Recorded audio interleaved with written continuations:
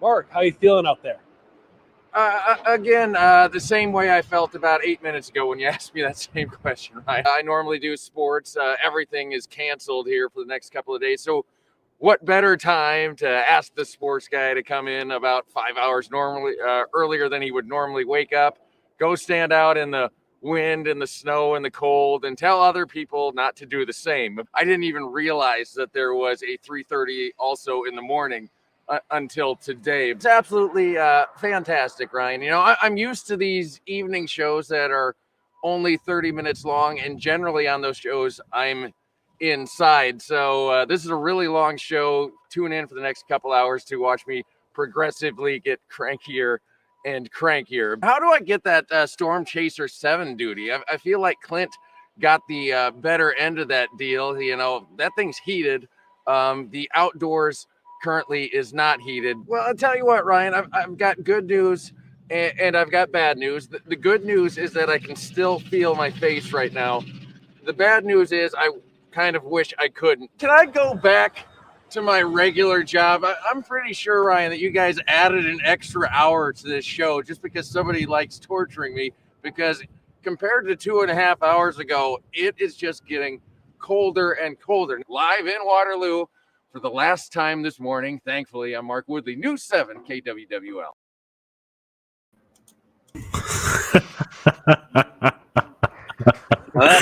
That is awesome. That is awesome. That is kind of how I felt today. Every time I've walked out of the other house and come over here, it's like, gosh, is it just getting we're actually in the midst of a heat wave today, though. It is all the way up to 3 degrees in the bottom. Oh, you guys are having colder than we do. We're at 8. Yeah, we started out the morning at -6 with a wind chill of about -20. Okay, I won't complain anymore then. I'm at 95. Yeah, I think we should all go do the show from Australia. Come on down, man. 95 in the positive. The water is warm. Trust me. I got my tan on. I got my Hawaiian shirt on. I'm here. People Loca. It doesn't feel like Christmas though. Down here, people are freaking out because it's like 13 degrees, and like it's like that's like a serious deal down here. Especially after the rain, people were like, "Oh, the roads are gonna freeze over. It's gonna be really bad." Not too bad. We had snow blowing so hard I could not see like 5 feet in front of me driving this morning. Yeah, I'm laughing in Canadian right now because it's like I always laugh when y'all Americans get all like freaked out by like an inch of snow, and I'm like, dude, I come from a land of snow. I don't get freaked out by it. It's just not fun to drive in when you can't see. Yeah, whatever. Dude, what's up? I'm laughing at all of you right now because I'm used to the snow because I'm in New England, but we have 60-degree weather today. So, although it is raining, but well, you can't win them all. Yeah, well, it's going to be 15 tomorrow. So we are in the weather portion of the podcast, folks. Please bear with. We're all old men. Yeah, this is what we're left with. Basically, it's like this and talking about kids. Like, you know, my kid my kid's potty training is going quite well. Thank you very much. Yeah. All right. So yesterday it was in the 40s, and we went. We took my ferret to the vet because she's been a little bit sick, and from the time we got to the vet's office to the time we left, it went from 44 to 14, and then the whole drive home from the vet, we just watched as everything deteriorated, like 30-mile-an-hour gusting wind and like snow, like the real like thin sticky snow that makes everything slick as shit. It got bad really quick, and then it's just been miserable all day today. Where just remind me where you at? Are you in the Carolinas or Southern Indiana? Southern Indiana, okay. Roll Tide, is that accurate? I don't know. I try to talk American. That's Southern Indiana, I believe there is nothing. I don't know. It's basically Kentucky. Yes, this is Kentucky North. Yeah. All I know is like Hoosiers. That's my only point of reference. That's it. Yes, that's there are a lot of lot of Hoosier fans around here. Also, a surprisingly I bet the Hoosiers suck now. They surprisingly suck high balls. number of Purdue fans around here too. Which I mean, I guess Purdue is technically just a couple hours up the road, but like a whole lot of Purdue fans around here. Well, Yeah. their program has been getting better. Like the Purdue basketball program has been getting better over the past few years. So They're ranked number 1 right now. They're undefeated. Yeah. Although I will tell you, they're not actually the best team. no. Honestly, I'm Have no surprised. clue. I'm surprised Auburn even cracked the top 25. Like both Auburn and Alabama were both ranked top 25. I think this season. Auburn, at some point. yeah. Alabama, yeah, they have a really good basketball team recently, and Auburn also pretty good. Yeah. Bruce Pearl has a way of, whether it's legal or not, he has a way of recruiting really good teams. Yeah. Well, now it would be legal with the what is it what do they call it, the Transfer NIA? portal and the name Well, and likeness stuff. Yeah, name and likeness stuff. Yeah, where they can get paid for it. So I mean, it doesn't matter at this point. Now, just let them get signed. Who cares? I mean, it's a strong argument for bringing back slavery, because I mean, imagine the sports teams we could have with a little bit of legalized slavery. I mean, just some slave stock right away, like within one generation, my friends. We could have some really amazing television. That's all I'm telling. I'm putting it out there. I think we Who was the guy that said that it was slavery? Was that the washed up quarterback? I can't think of Kaepernick. Yeah, Colin Kaepernick called it Kaepernick, slavery. yeah, sounds about right. He said it was akin to slavery, and it was like, Look, I think that college athletes should be paid. Like, why not? It will incentivize them to play better. Like, it might actually. There's a potential it could even the playing field to some extent, although I guess maybe not, because you got like the what's up, Spud? Because you got like the largest schools probably would still, they're getting the most funding from the government, so I guess it would still probably be fucked up. But well, I mean, then you look at college football this year, and like a team like Texas A&M, that's what they spent $110 million on their team and did nothing. Texas A&M. Well, so what I always envisioned it being, like the name and likeness stuff. The way I always envisioned it being is it could be a way for the schools to raise funding, like so that way. So like in like competitive gaming, like esports stuff. What they do is they have the professional teams. The players do their own thing. Like they have their own streams and they make their own money, but what they do is they have to give a cut back to the organization. And I think I thought that would be how the model would go, and it would prevent a lot of the sort of mooching that a lot of the schools do. But no matter what, it's still better than the actual than soccer system. You know what the soccer like? So Argentina just won the World Cup, right? And Messi is a big name. You know that Messi was picked up by Barcelona. When he was 10 years old, he was scouted out, and Messi had a whole bunch of physical problems. He had a curvature in his spine. They figured he would never actually grow past a certain point. Well, he's 5'7". Yeah, he's short. Yeah, well, he's actually going to be even shorter. He's going to be like a midget, and or a little person, whatever the piece, whatever. A dwarf. Fucking retarded, and so he physically retarded, and they spent millions on at the time really advanced techniques to actually stretch his body and correct his spine so that they could turn him into this soccer superstar at 10 years old. So, and no one talks about it. It's openly known, right? It's you can go to Wikipedia, it's on there, and no one talks about how, hey, isn't that kind of weird that they're just recruiting 10-year-olds to be like soccer people and channeling them into the system? And apparently that's now they're recruiting to be trans, so. Well, they do the same with baseball in the Dominican Republic and those kind of places. Like if they scout, they find the good talent and they funnel them into the programs so that these Dominican Republican kids, like they can be superstars. And that's why in the MLB, so many good kids coming from the Dominican Republic, because they're basically grooming them to be the star players because they can do that.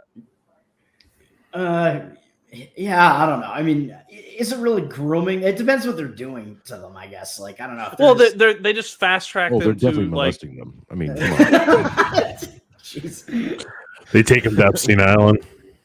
Like, Well, yeah. how do you, Look, that's how you it's get nearby. paid, play with the right? balls? Like, how do you handle the That's how balls? you get the big money. Yeah, that's why all the best baseball players are Caribbean. So if they did You know, pay they're college all- athletes, do you think they would unionize them then? Oh, who knows? Ooh. Because they would have to unionize them at that point. Yeah.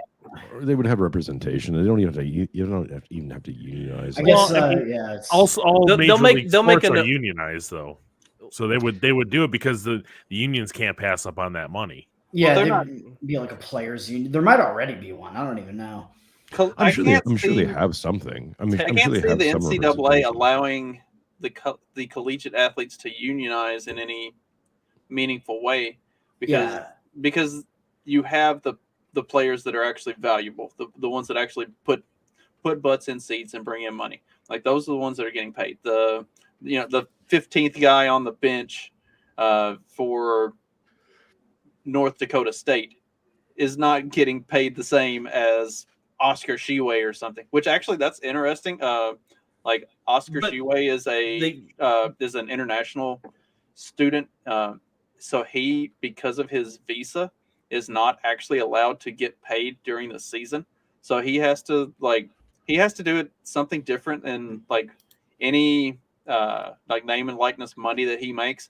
It has to be done in the off season, and it has to be filed in a certain way because he's not or because he's an international player here on a visa. Like there are a lot of really weird rules that go into the whole players getting paid stuff. So what Indica Jedi says is, couldn't you say that the athletes get paid since they get a scholarship? That was always my argument against paying athletes. Was I went to school on a athletic scholarship. Mhm. I never wanted for anything. You had a meal plan that was included in your scholarship. All of your books, tuition, all of that stuff is included in your scholarship. You get per diem every week, every game.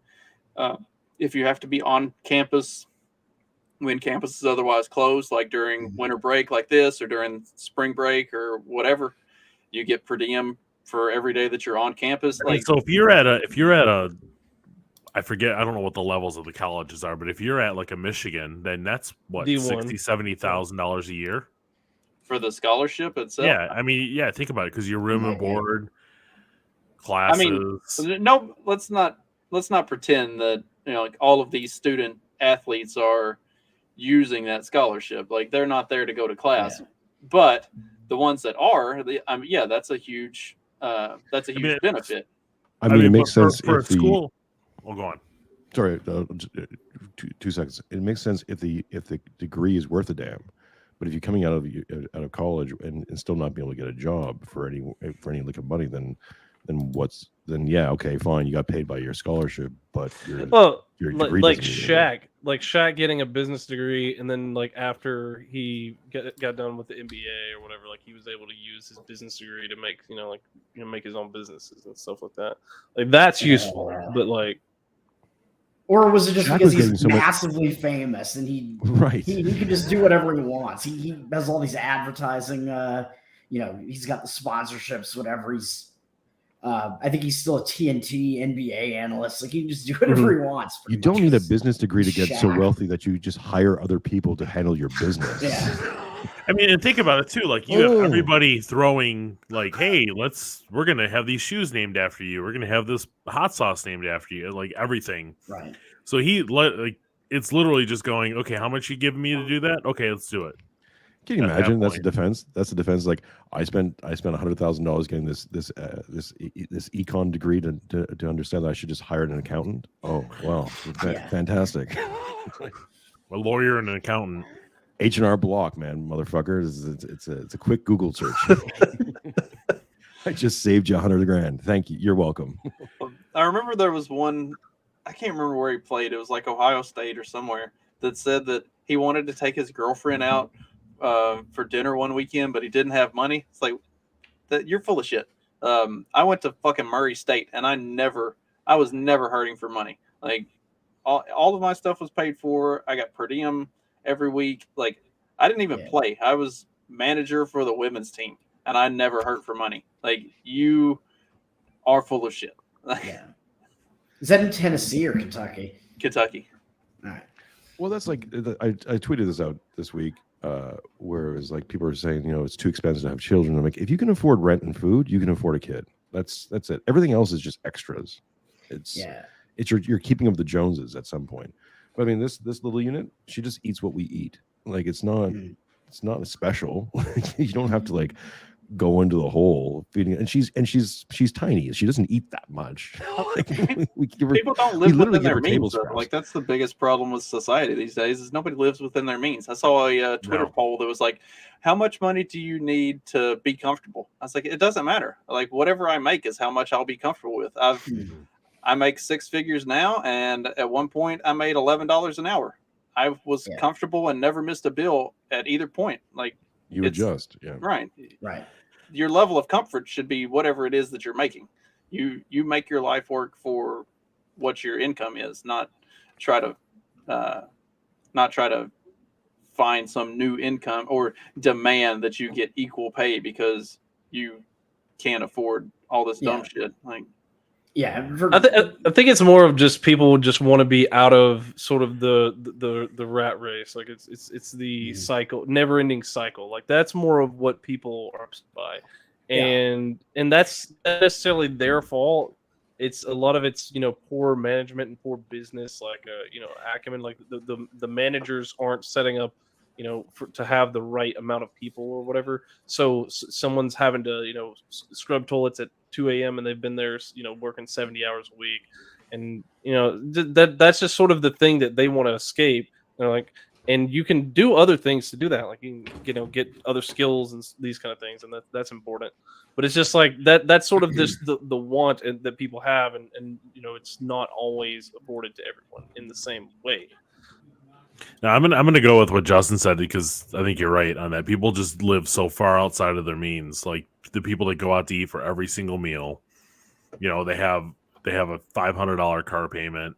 They're paying $1,500 for rent, and then they wonder why they can't afford anything. It's like, well, maybe if you'd not spend $12, $15 a meal and $10 on Starbucks every morning, maybe you could afford some shit.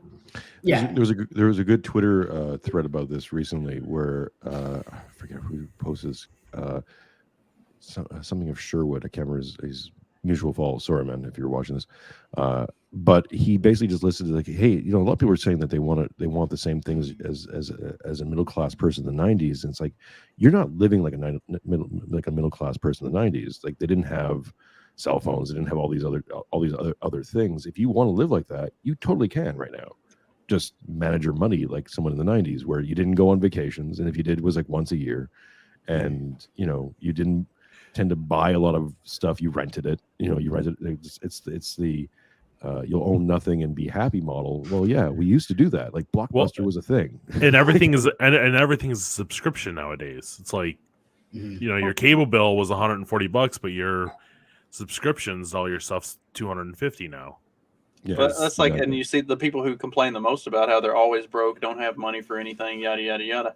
They also have the most recent iPhone and a $300 a month cell phone bill for all of their stuff that they could probably do with that. I mean, everything.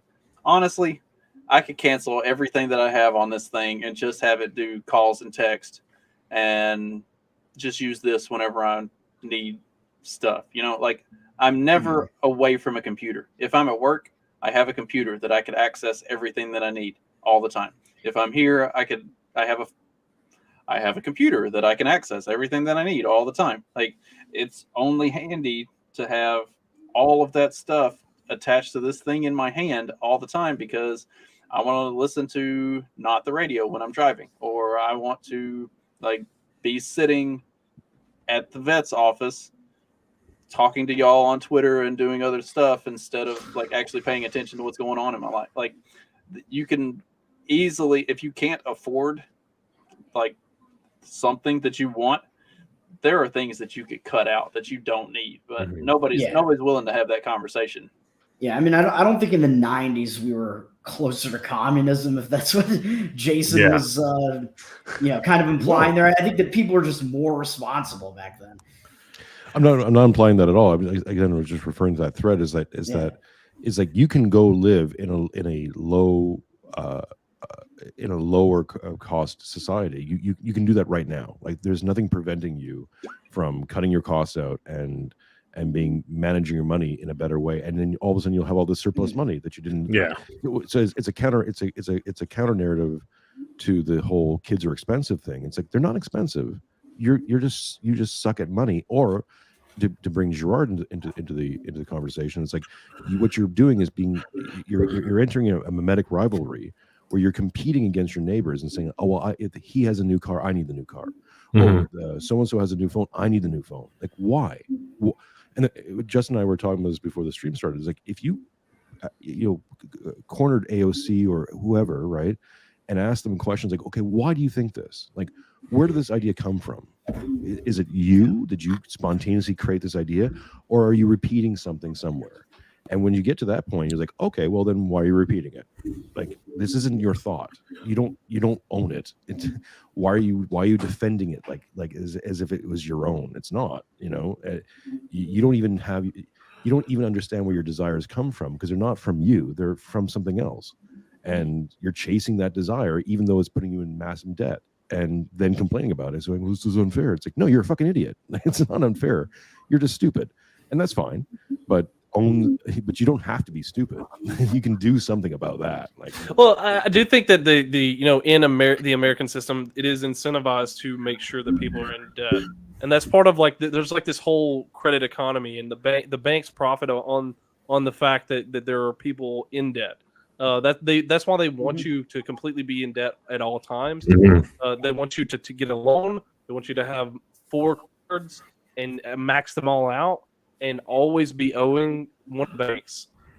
That's their sort of model of system. Yeah. And they bake that into the education system, and we're only just now kind of figuring out like, okay, well, we need to not have this kind of, because this has very bad implications. And that's why like Tennessee, I think is the top leading in financial education for students, and Florida's trying, DeSantis is trying to come up with that because he's trying to, instill some of that into the Florida schools as well. Yeah, and that's the incentives get shifted in that direction when you have the Federal Reserve keeping interest rates extremely low all the time. They're just incentivizing constant borrowing and not enough saving.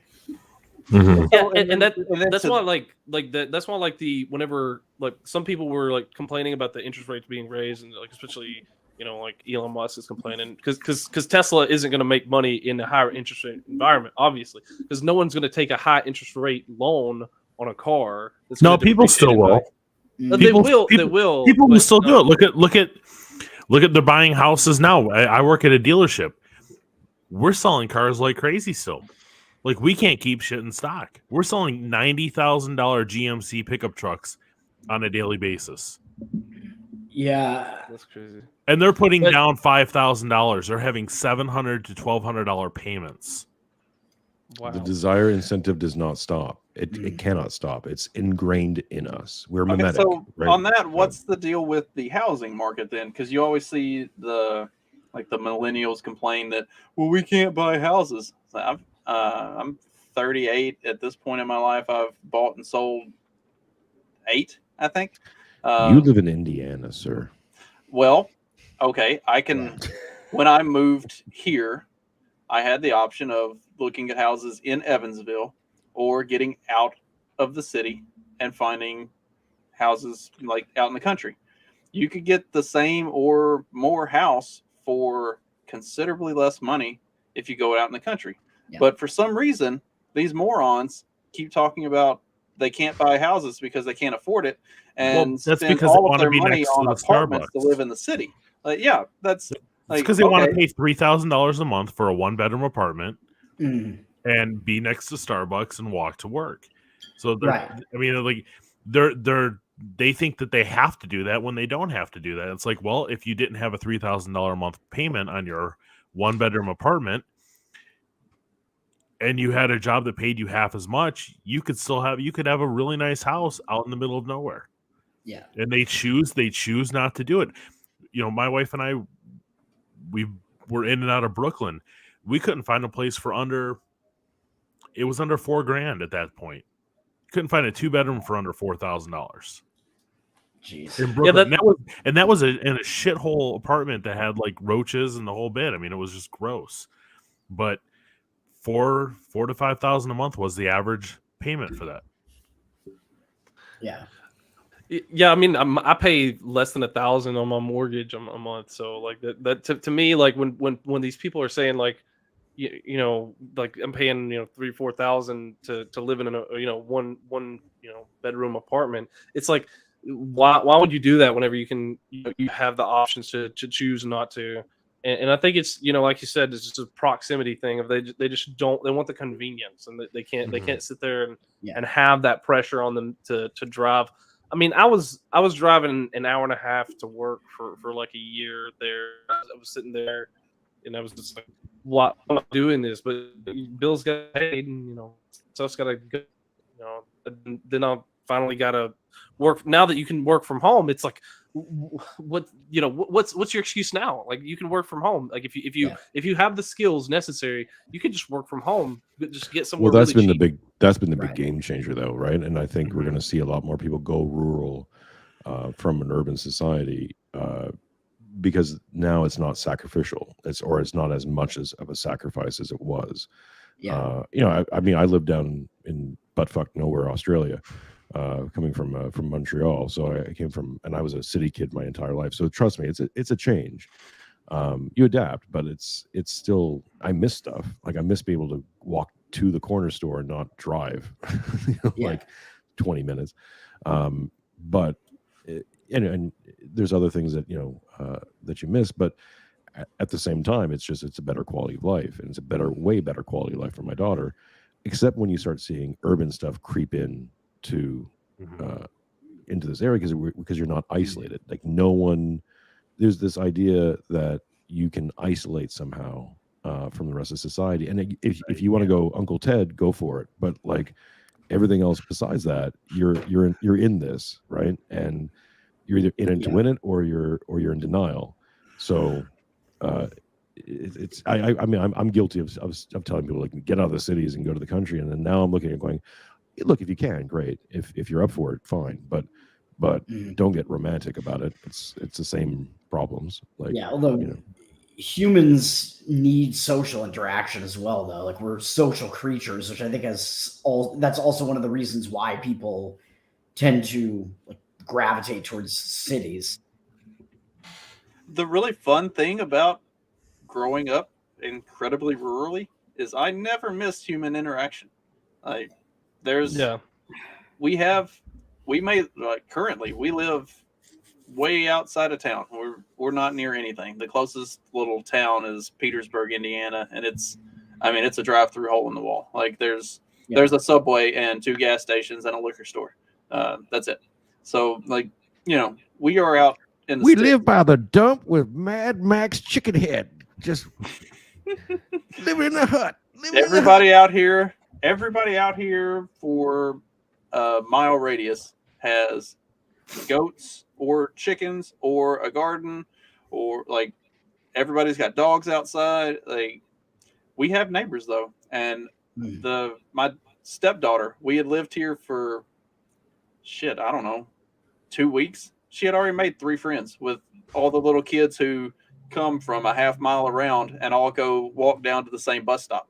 Like we don't lack for social interaction, even with being as removed from society as what we are. Like I mean, I remember like a lot of the people what we would do is people would have like bonfires and they would just get together and you're just burning stuff and sitting there and having a drink or whatever, and people would just hang out. That's kind of like the social gathering, in the rural area. Like that's.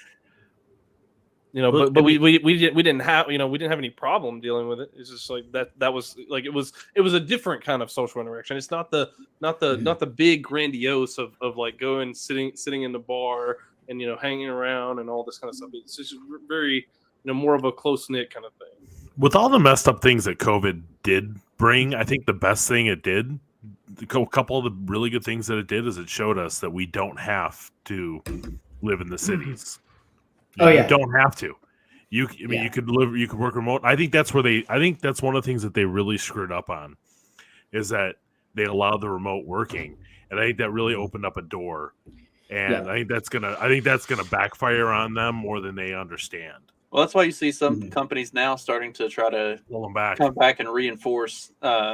You have to come to the office to work. But they opened that they let that cat out of the bag, and now it's never going back. Like I think there they're are going to office buildings try. all over the place, being sold for nothing. I say, have y'all seen the video? There's a video that went around on Twitter a couple months ago, and it was some chick that was like, the company is requiring people to come back to the office, so here I am, and she's like walking around the office with her phone recording. Like, there's nobody else there. Like, nobody else came back.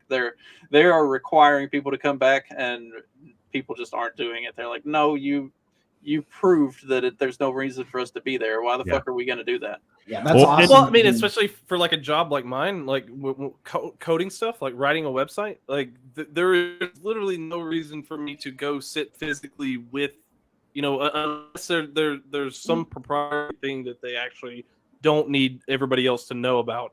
I mean, there's no reason for me to actually go sit in an office. Mm-hmm. Hey, I also do software. That's awesome. Yeah. What kind of stuff do you work on? Application development, web apps, pretty much. Yeah, see, I do stuff in .NET, basically. That kind of. I do Java and like the typical like HTML front end stack. Bunch of nerds. Yeah. The nerds that make good money. Yep.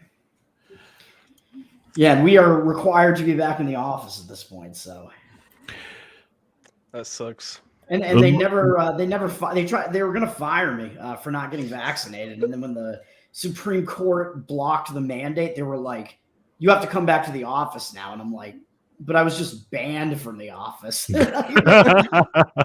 That was an interesting time. Like exactly a year ago, I was banned from the office, but like the bars were still open and stuff because I'm in Boston and they didn't implement like the actual like vaccine mandate. Like that didn't come in until February and it only lasted like a month. So there's a period of time in like December where there were some places, mostly music venues and stuff like that, were enforcing vaccine mandates even without the government doing it. But like the bars and restaurants couldn't afford to do it because their margins are so slim. So there's a period of time where it's just like I'm going to all these bars. Like Josh Smith was up here for the like mass libertarian convention or whatever it was.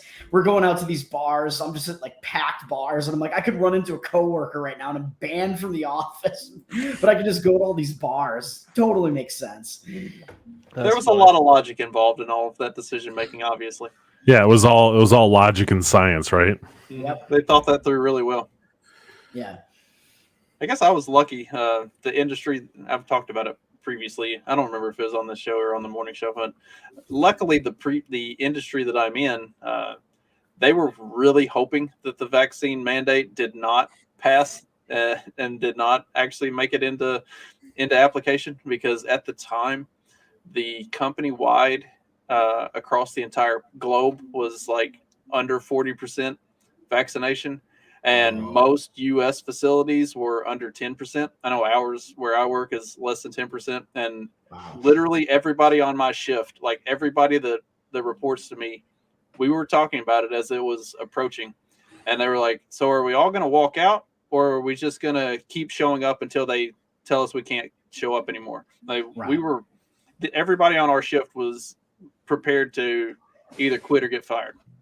And those were serious conversations we were having in like pre-shift meeting. Was okay, when this happens, are we gonna just keep working until they kick us out, or are we all gonna like walk out together? Like, how are we gonna do this? Like, our company had no interest in that thing going into effect because they were gonna lose probably 60 to 70% of the workforce just right off the top. Yeah, where I'm at now, there was close to 60% said they would walk out if that came down, and it just went away. Nobody's talked about it ever again. And our HR person is a complete like leftist Libtard. COVID idiot. Like she's got a picture of Obama in her office and the whole bit. And everybody else I work with is pretty hardcore Republican or libertarian. I mean, it's pretty funny because she's one of the very few.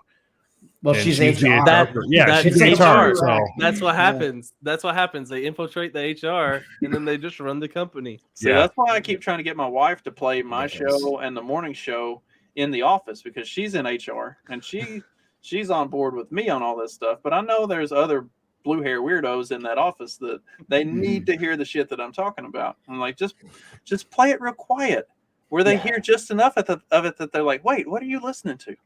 Yeah, I'm pretty sure I'm the only one at my whole company that didn't get vaccinated. And we have probably somewhere in the 70-something people.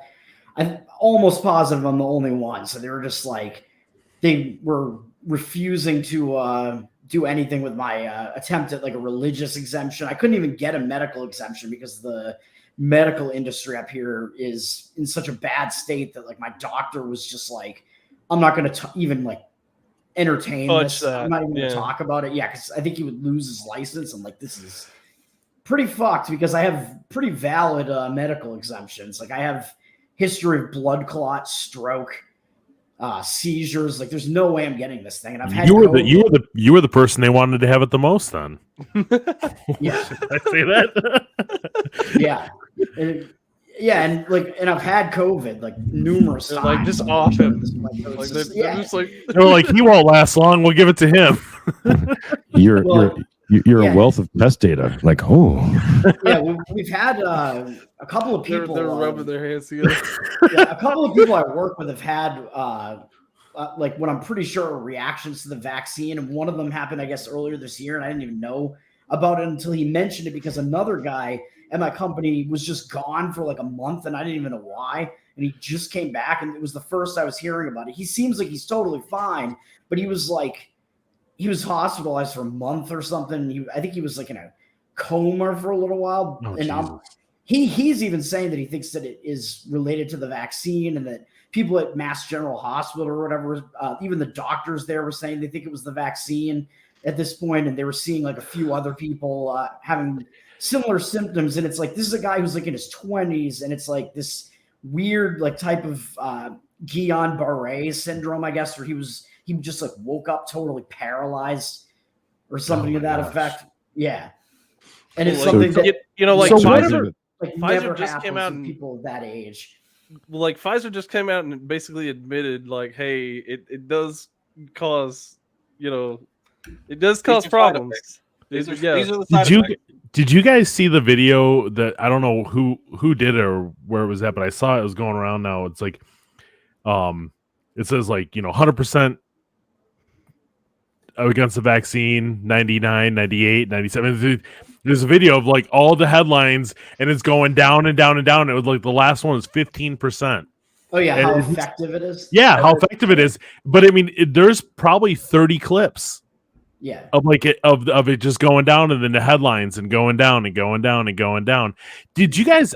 Has anybody ever seen or heard anything about that one nurse in the very beginning, the very first person to get the shot, and she passed out on screen and never was seen from again? So you remember that one? The AstraZeneca one. Like, No, it was like it was in the early days of 2020, and it was they showed her getting the shot and everything, and she's up there talking. All of a sudden, she just passes out.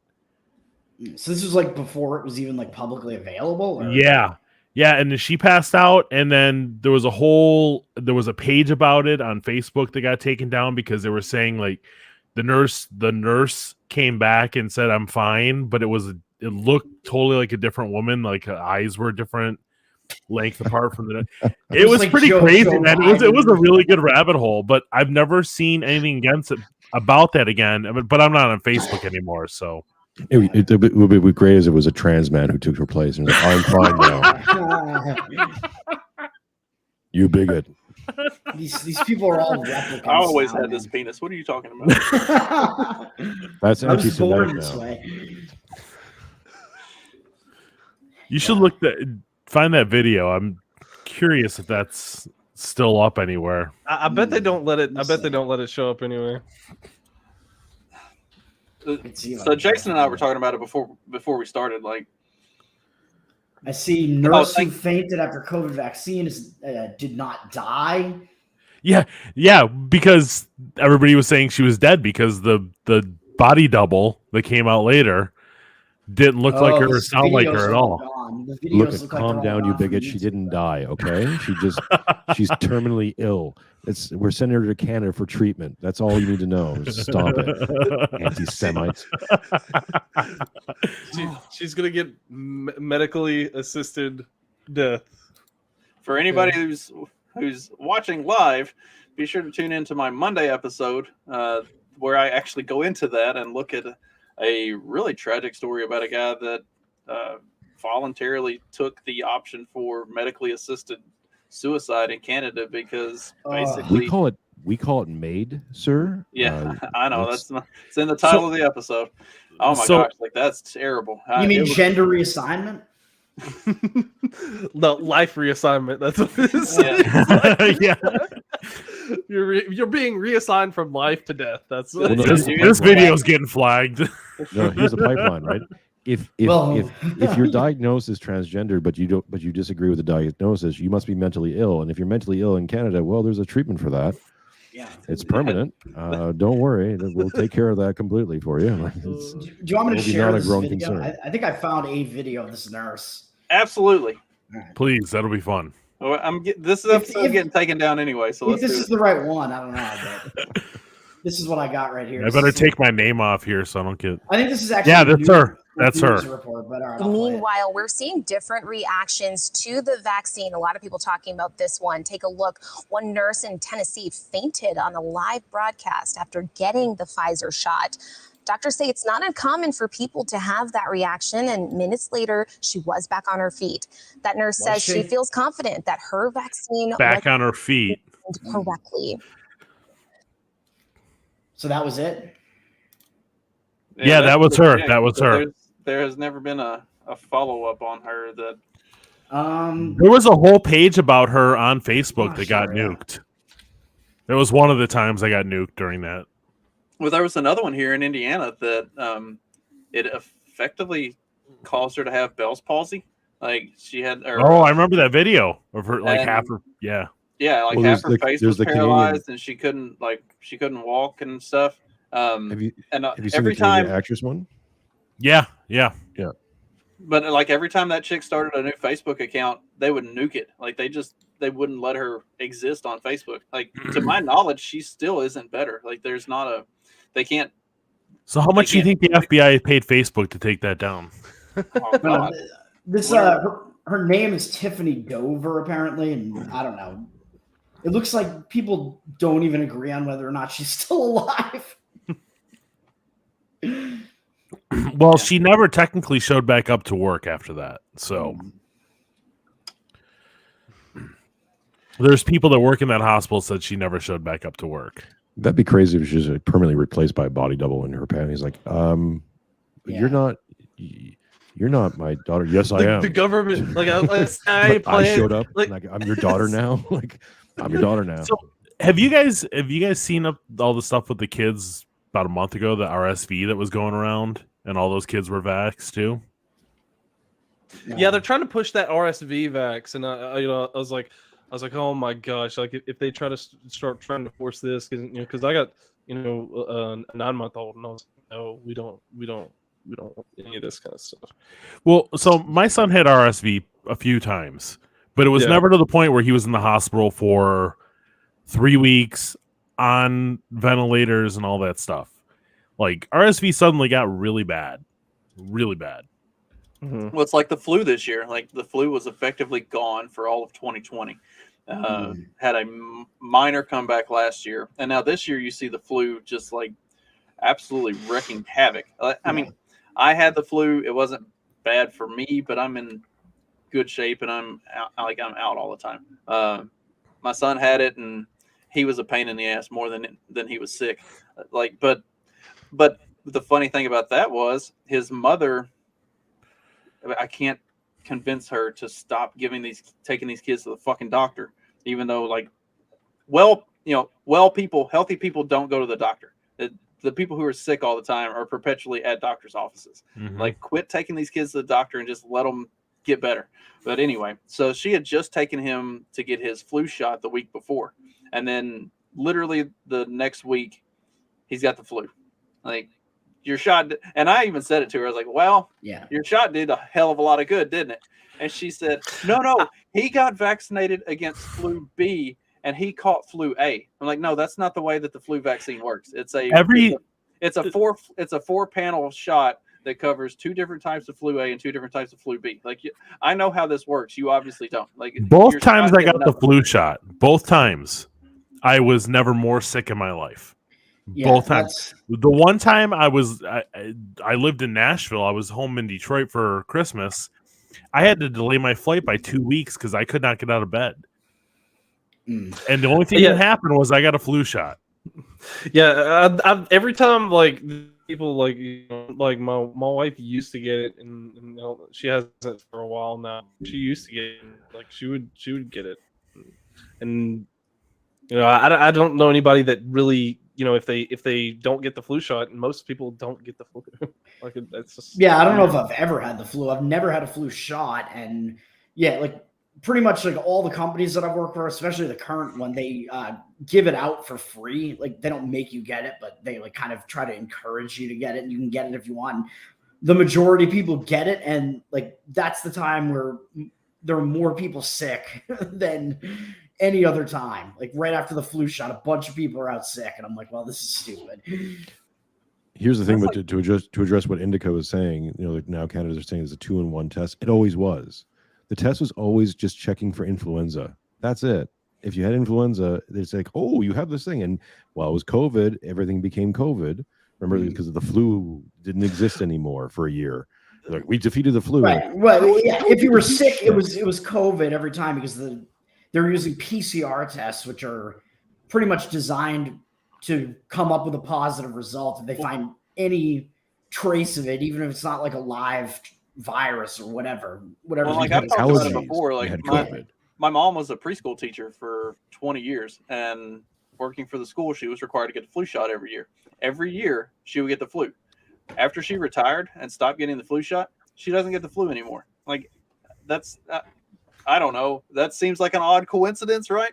And like, I've never had a flu shot prior to this year. I've never had the flu, and I'm not convinced that I actually had the flu. Like, when they did the test, I wasn't feeling that bad, and I never ran a fever or anything like that. Like, I had a really runny nose. I'm still not convinced that I actually had the flu because I never missed an episode of the morning show. I didn't miss any work. I didn't miss doing anything that I normally do. It was the same when I had COVID. I tested positive for COVID, came home and mowed the yard and ran 3 miles. Okay, so I've had COVID 3 times. The first time was all in my chest, was all respiratory. Second time, I didn't even feel anything. Third time, I thought I was going to die. It felt like the flu. No, I'm serious. I was out. Yeah, so really bad COVID feels a lot like the flu. Each time was completely different. So I don't even believe it was the same thing each time. Yeah, I mean, I think I had it 3 times, and I had it like before the world went crazy. And I had it in January 2020. Yeah, I actually think that like what we got it before it was actually known to the public, because we had went to I don't know if you know, in Stone Mountain in Georgia. My wife and I went down to see Stone Mountain. Like, they have like a Christmas event thing, so we were gonna do like a Christmas vacation kind of thing there. So we go to Stone Mountain, and when we were down there, there's so many people because there's a big Christmas event and everything, and then we come back home, and I feel like I'm coughing my lungs off, and I feel like I'm dying. And then a couple months later, COVID, and I was like, okay, this seems like it's a weird coincidence, like how That was that's the way it was for me. It was the beginning of February 2020. We had a birthday party for the girls, and the next morning I woke up and I rolled over and I looked at my wife. I said, "Did you just beat the shit out of me all night long?" And she said, "No." I was like, "I'm just like my whole body just hurts." And that afternoon, came home, laid down on the couch, and slept the rest of the day, and ended up running a 102, 103 fever late that evening. Called my boss and said, "Hey, I'm not going to come in tomorrow. I'm not feeling good. I'm going to go get flu test. Get the flu test." Tested negative for flu, pneumonia, and strep. They said, whatever it is, it's some nasty bug. You just have to let it run its course. And that was the sickest I've ever been in my life. For that whole week, I was just completely out. And then, a month and a half later, COVID goes nuts. But we had even joked about it because COVID was going around in China at the time. I was like, I probably got this COVID thing. I'm probably gonna die. And, well, isn't it well established that it was, if it's not all bullshit, that it was out in summer of 2019? Because I know a ton of people who were really sick over the Christmas of that year. That's what I was saying. This was Christmas, just after Christmas of 2019, whenever we went down there, and then that's when I was after when March rolls around, and then they're like, oh yeah, this big thing, and I was like, I'm pretty sure I had that because this is all sounds just like what was going on. Well, all mine was respiratory. So I coughed. I worked for 3 weeks sick as a dog. So I was probably spreading it like a mother because I'm all over. Back then I was driving and I was in probably 20 businesses a day dropping off wine. So I probably spread it. Patient zero. There you go. Yeah. Well, no, the reason I respect it is because I had something in from November till January of 2020. So just before the vaccine. And it was the first time. Usually I get a flu every year or two. And I'm a massive bitch, so I'm out for a week. But this time was the only time I did not get better. It had it kind of went away, then it came back worse. And I talked to my brother, and he was like, "Go take vitamin D, zinc, cod liver oil." Within 3 days, it was gone. But it was 2 months of I broke a rib from coughing, and I was laid out. Sounds like Russian disinformation to me. What's next? Sure. Exercise? Whatever. See, we're not going to get nuked for any of the other stuff. We're going to get nuked for the vitamin D comment. Vitamins. This was pre-vaccine. There was no other option. Yeah, I think you're allowed to say all this now, but I think there were emails between Fauci and some of the people that were at the Wuhan lab or whatever that pretty much admit they know that there were some people that worked at the lab or whatever that had COVID or were sick with COVID symptoms in September of 2019, something like that. And then when I had it in February 2020, I just thought it was a bad cold. It was noticeably bad because I was sick for longer than I normally would have been. I usually don't really get that sick or really get sick ever. But it was oh, this is pretty bad. I was still going to work and going to bars and stuff. That's not going to keep me down. I'm whatever. It's a cold. Pretty bad, though. It lasted a week. And then towards the end of it, I had no taste and smell, which is why when, you started hearing more about the COVID stuff, I was oh, that must have been COVID.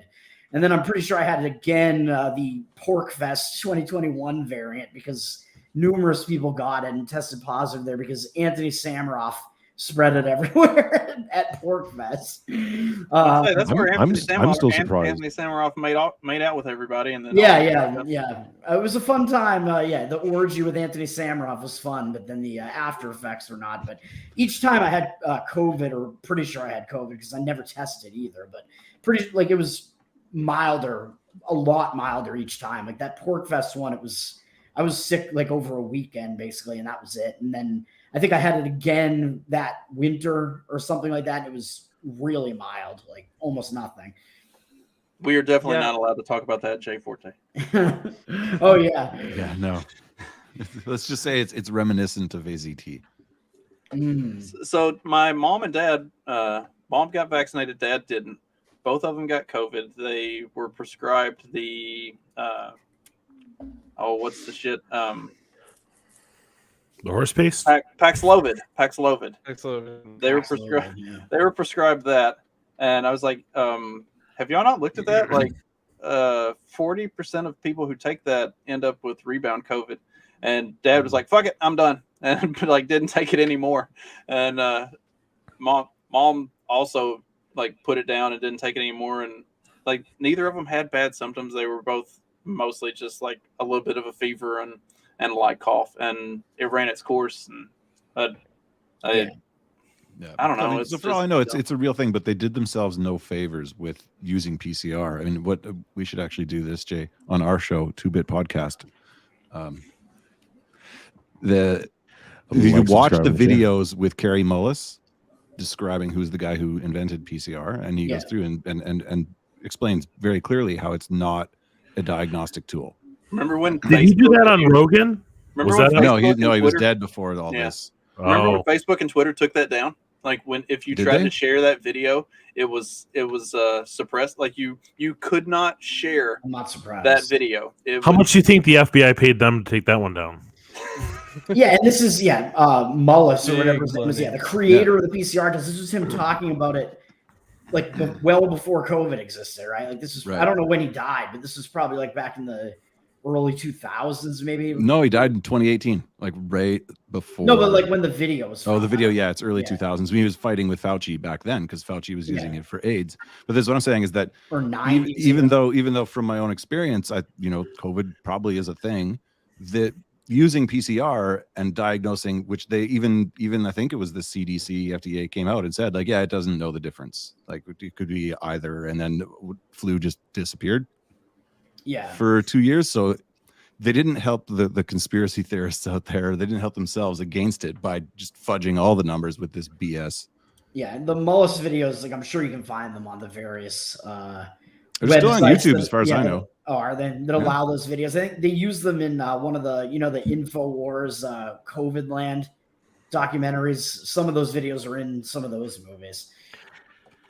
Did anybody? I haven't watched Died Suddenly yet. I have watched it. Either.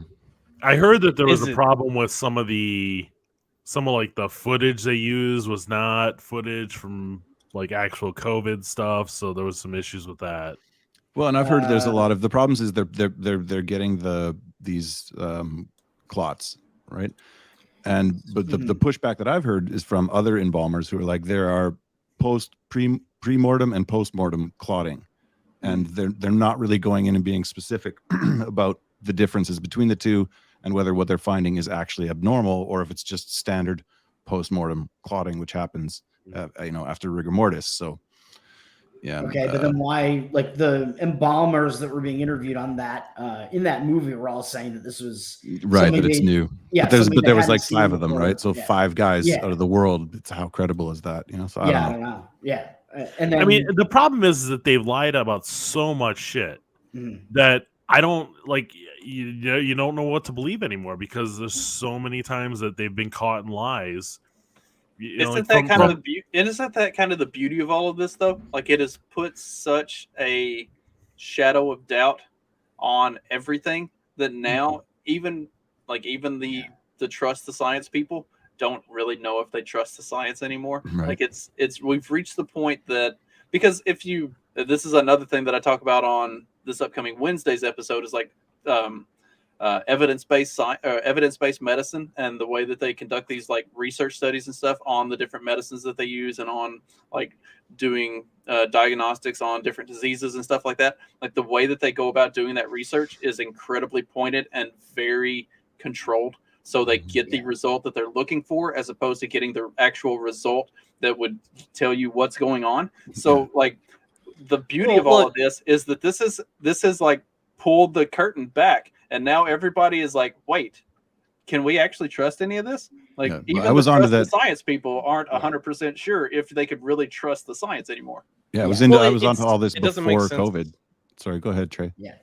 Well, it doesn't make sense. So like, even if you're a really science-based person, believe in believe in everything, like you're a true believer you got to think that it's a little bit suspect the fact that you walk into the doctor's office, you can get a single swab, and all of a sudden they can tell you exactly that you have either a respiratory illness or whatever. Like this very suspect that they can just say, okay, this is this specific illness from one single test. Yeah, without blood work, without what is standard for almost anything else. I mean, anyone who's been to the hospital with something that has taken a while to diagnose knows how many sort of checks and balances and steps there are that you're supposed to go through it healthily.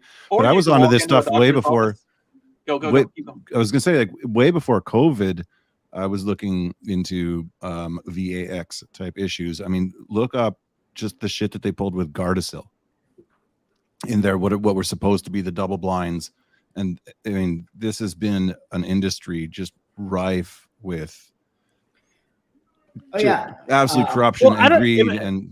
Am I the only one that remembers, like, maybe it was 2015, 2012, where the entire left side of the fence here was all against all big pharma. Big pharma. Anti-big pharma. Everybody was completely 100% anti-big pharma.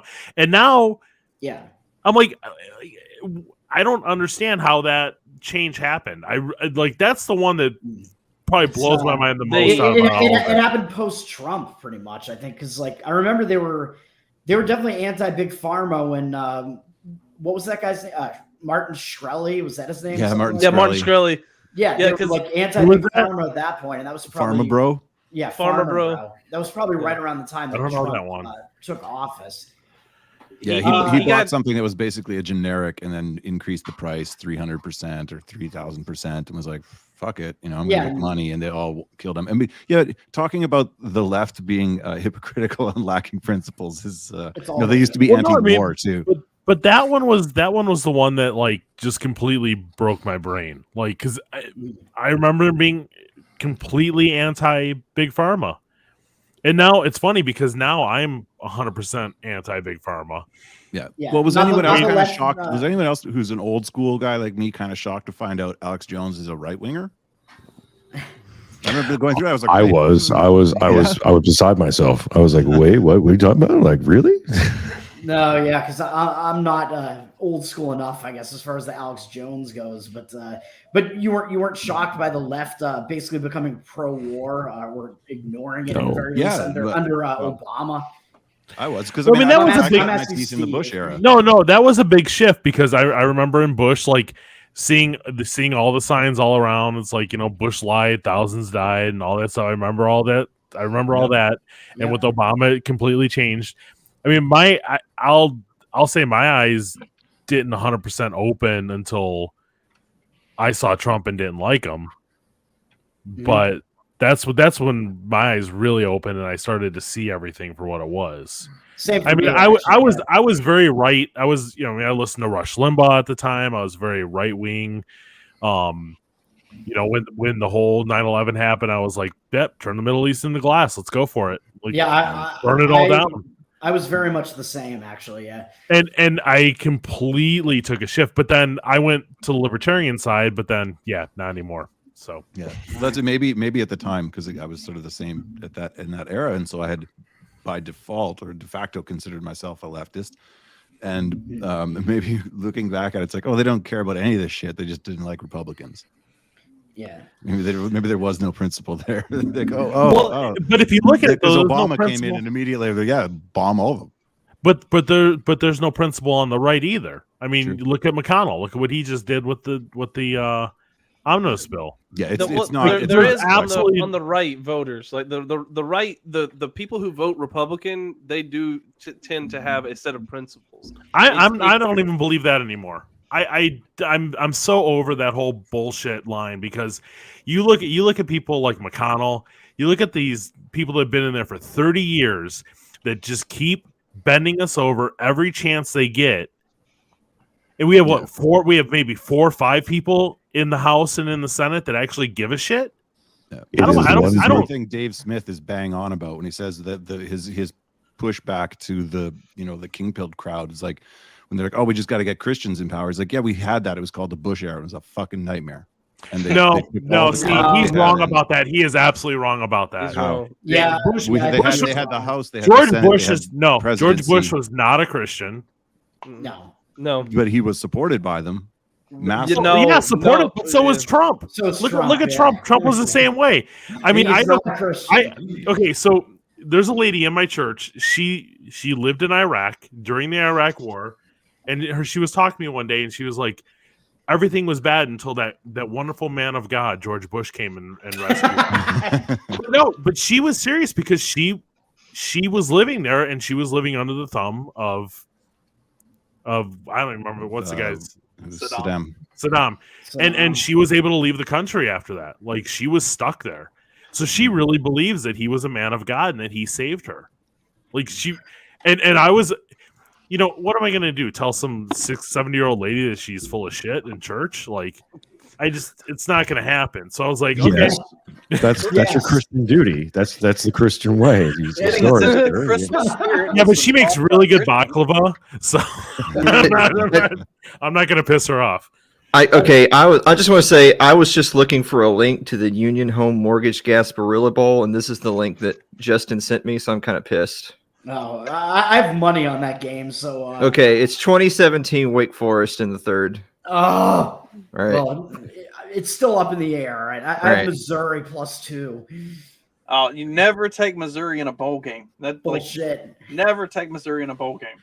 Wake Forest had no reason to be motivated for this game, so that's But if there is a team that's going to let you down in a bowl, other than Alabama not playing for a national championship, it's Missouri. Oh, I bet against Alabama already too. That was a good choice. Hopefully. Where's Magoo? He and I did all of our bowl picks last night. Getting us into the Christmas spirit and all the good talk about Christianity. I think the problem is like right wingers and like what passes for Christianity amongst the conservatives. It is just a soft milk toast. Like, it is not biblical Christianity. It is some sort of a modern bastardization that shouldn't pass for anything other than just being nice. Like, it's a Schofield Bible bastardization. It's a religion. Well, it's all it is. It's a religion. It's Joel Osteen on steroids. Yeah. Like, Joel Osteen on steroids is what they call Christianity.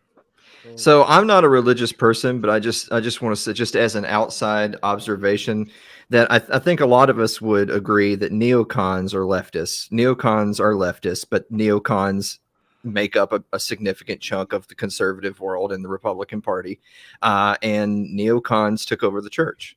So if you keep on extrapolating the definitions and the verbiage, if neocons are leftists, neocons took over the church and the party. Leftists took over the church in the Republican Party. So you're getting exactly. So when you look at it from that perspective, it's really not surprising at all. The right wing died. The right wing died in 1945. Like don't have any hesitation. I mean, even then it was on life support. But the right wing globally, or especially in the West, died in 1945 and has never been resurrected. Or lost the will to assert itself. So so I said that there were probably 4, maybe 5 people in our government that are worth anything. I mean, would you Massey in the federal government? Massey, Rand Paul. I don't know if I trust Green though, Marjorie. You almost got Massey. MTG is like she's off. She's like, ever since she's supported McCarthy, I'm like, okay. MTG. Yeah, I don't know what she's doing there. Yeah, that threw me. She was pretty good up until that point, I thought, but she's been good on the Ukraine shit. But like, I'm really hoping Rand runs again. Yeah, I think he's the only person. But he'll never get in. Like they'll trump him. Like I don't think he's. I don't think they did to Trump. He doesn't have president personality though. No, he wouldn't. Well, he didn't. He didn't during the 2016. He does during the Fauci. Fauci, absolutely. The Fauci stuff. That makes him look presidential. Him taking Fauci to the woodshed and just beating the hell out of him in the times he has. That's been beautiful. And that's the Rand Paul. That's the Rand Paul we need to see. He'd be a strong VP pick. Magoo is here now. Yeah, you need Rand Paul somehow in the Republican primaries. You would need to allow him to debate Fauci. That's what you need. Yeah, because if he's going to debate Trump, he's just going to be for him. Yeah, but okay, so if he's VP, then who is? I mean, it's got to be DeSantis. I think it's going to be DeSantis. I think there's. I just think it's a mistake for him to leave Florida. I think it's a massive mistake. If you're, did you see? He was basically saying the Slava Ukrainia thing the other day. He was like, yeah, whatever to Ukraine. I was like, no, none of that matters. It's going to be about perception. It's going to be. I think what you're going to start seeing is a triangulation of trying to get people back on board. Watch what Disney does. So. It's never look at the focal point, which would be the government. Look at all the other cottage industries and see what they're doing. If Disney starts to abandon wokeism, which I think is they're trying to jettison this thing as fast as they can, because it's gotten a bit cumbersome, or at least certain, let's say, the more crazy parts of it. I think why they will rally behind a DeSantis is that DeSantis can get the right wing back on the right wing. Back on board, the conservatives back on board into a centralized message. Right. They want to be back on the status quo. They want DeSantis to get everybody back on status quo. That's what DeSantis is there for. And that's why I tell people no DeSantis. If he channels Reagan, which I think he will, more than anything else, he will win that election in a landslide. It'll be embarrassing. But again, this is all bread and circuses because it doesn't matter. Like whoever holds the position of the president, as we know, is not in charge. It's ridiculous to think that they're they might get one. It's the nameless. And that's it. It's the nameless, faceless people that are all running everything behind the scenes. Mm-hmm. But so you said something important. Lizard people. It's the deep state and the donors, right? I mean, the rest are figureheads. You said something important talking about with the direction that Disney goes is not that they're abandoning the wokeness, but that they're going to try to move away from the incredibly extreme side of that. Like you've already seen that. But they just put out a movie. You've already seen that with Netflix. You've already seen that with Netflix. Netflix fired a bunch of people and issued a bunch of stuff that said, "Look, we're going to do stuff that's offensive. If you don't like it, get the fuck out." But they kept Chappelle. That's the thing. Like they kept Chappelle during all that. Yeah, because his stuff's still on. They kept Chappelle. Yeah, I mean. But Chappelle is still like, I mean, he's still a guy that's like on the left and will. He doesn't even qualify as controlled opposition. He's just like a not crazy normal lib. With like most of their stuff, even though there were people that were pissed and offended by some of his comedy. Right, but that's the thing that pisses off the extreme woke progressives is just normie lib. Like if you're just a regular person on the left who says remotely sensible things, you are the enemy and they have to destroy you at all cost. And that's stuff that Disney is going to start pushing back against. Netflix is starting to push back against. You're even seeing it in some of the like mainstream media, like the big corporate media giants, that they're starting to push back against it a little bit. Like there's some, but I think that's a turning away from extreme psychosis of progressivism and wokeism and just kind of getting back to being like not insane. And that's not a huge step, but that's the step that they're going to take. Yeah, but this is also because this is the Glasnost. Sorry, let me just say this really quickly. We just said that on our live show. This is the Glasnost and Perestroika moment for Western media, and I think a lot of like what Twitter's doing, right, is exposing what we already knew, letting it fly, and then clearing the lies out, and then getting ready for new lies. That's it. Like it's not going to change anything. It's just going to change the appearance of it. So it's like when the Soviet Empire was in its late stages of it, they went through Glasnost and Perestroika, transparency and restructuring to give people the idea that this is going to change and there's going to be a new thing, and all it became was the Russian Republic, which is all the same old people still in charge. Nothing really substantially has changed. It's just the veneer has changed, right? The playing grounds changed. Yeah, I could see that being the case, and my thoughts are like, are they really actually changing anything when I think that these large companies are beholden to ESG? That's what I was going to say. Yeah. And they're seeing that it's because there are several states and things that are beginning to sue them for malinvestment of their funds. So a lot of these larger corporate entities, Disney and others, are kind of shifting away from it, not because of any moral stance, not because they can't, they don't like the useful idiots. It's because they're like, okay, this deck of cards might crumble. They just realized that stakeholder capitalism is not functioning as efficiently as shareholder capitalism was. Because they can't. It's not an efficient because system. Well, is it because they're losing? Is it because they're losing money on everything they're producing now? Yeah, that they're going that route. Okay. Well, and stakeholder capitalism, other than top-down control, has no incentive structure built in, right? At least with shareholder capitalism, you have profits, and you can use that to guide your way through what you want to do. With stakeholder, it's like what the big firms, and if they're getting sued, because it's. I mean, this is fiduciary duty. Unless you go in and change those laws, the whole thing it's unsustainable. So, are you going to see? You can't have a one-to-all relationship, and that's basically what the stakeholder capitalism creates. Like whenever you think that because the logic behind it is the fact that they believe that their company is to benefit all of the world. So like Disney, when they create entertainment products, they're trying to benefit all of the world, and that's why they need all the stakeholders, which is every single person who consumes any Disney product. And you can't have this sort of one-to-all relationship. It needs to be it's social justice over profits. Shareholders, right? It's social justice over profits. So how do you verify that metric? So with what's your feedback? Because the pricing profit is how you know whether what you're doing is working or not. But when your target is everybody, where's the feedback? How are you supposed to gauge? So with the pushback, do you think we're going to see a pushback on all of the insane wokeness that's going on, or is it just going to get split? It'll be a restructuring. Yeah, so like kind of something that Jason said a second ago, talking about the restructuring and just clearing out the lies to make room for the new lies. Is I think in the same sense that a lot of people have mused that the left is really good at playing the long game and the right is only good at like an outrage about once every couple of generations, and they flame out in about 2 weeks. That's where we're at right now. Here's the right wing outrage. The pendulum has swung. It's going to swing right back to the left because all the right wingers are going to say, well, our work here is done. We got 3 more people elected who actually vote with the leftists, and they'll be done with it. And then Twitter and all the other platforms are still going to be controlled by leftists.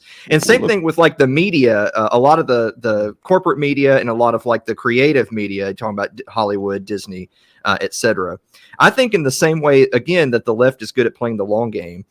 You look at election demographics where women and young people are overwhelmingly leftists. You look at a lot of the demographics of young people in schools, a lot of them identifying with LGBTQ and trans ideology and stuff. And I don't mean like a teensy bit more than their parents. I mean, they're open arms because they're in the system, right? Their idiot parents sent them into the system where they're getting indoctrinated with that crap 24/7. So the left is playing the long game that, yeah, sure, they're making, look, they're shitty movies. We all agree with that. But they're shitty movies that are losing money. And we're all sitting here thinking, golly gee, how can these businesses afford to lose that money? That's because in a couple of generations, they'll be making money off those shitty movies. And all of you people will be the grandpa saying they don't make it like they used to. To some degree. I mean, I think that's what they're banking on. Yeah, but just want to say it's here's my bitter white pill about all this stuff is that, and it only really hit me when I was converting to Orthodoxy is that narrative structures, and there's a few things like the natural order is just divine. Like it's what holds us together over thousands and thousands of years. Like we think this is all new because it has the trappings of new, and there's a lot of new stuff to it. But in actuality, this has been tried before. Will be tried again. We've gone through this before over and over and over again. And eventually it always burns out because you're trying to do something unnatural to a natural system that eventually will kick back and go, nope, sorry. It's not a nice idea, wrong species. It just does not work with humans. Eventually it will collapse. Now, it might kill all of us on this panel, Bonchance. Well, I think it'll be a very historic sort of rerun. I mean, if you look at the left, they always have. It seems like they're insurmountable because they have their coalition of the disenfranchised, where they can appeal to a lot of different groups. But once they attain power, it's an unstable coalition. Whereas the reactionary right usually has things like race and religion that bind them. And so when they mount their inevitable response, it's actually much more forceful, much more powerful, and much more cohesive, and therefore more dangerous than the left. So I think we're just in that third stage which is why they're so afraid of it, because Right. they know that the organized minority can move the needle, and like the people who are, especially if you have a strong will and you have a set of people who are willing to whip up their people, like their your side into actually fighting.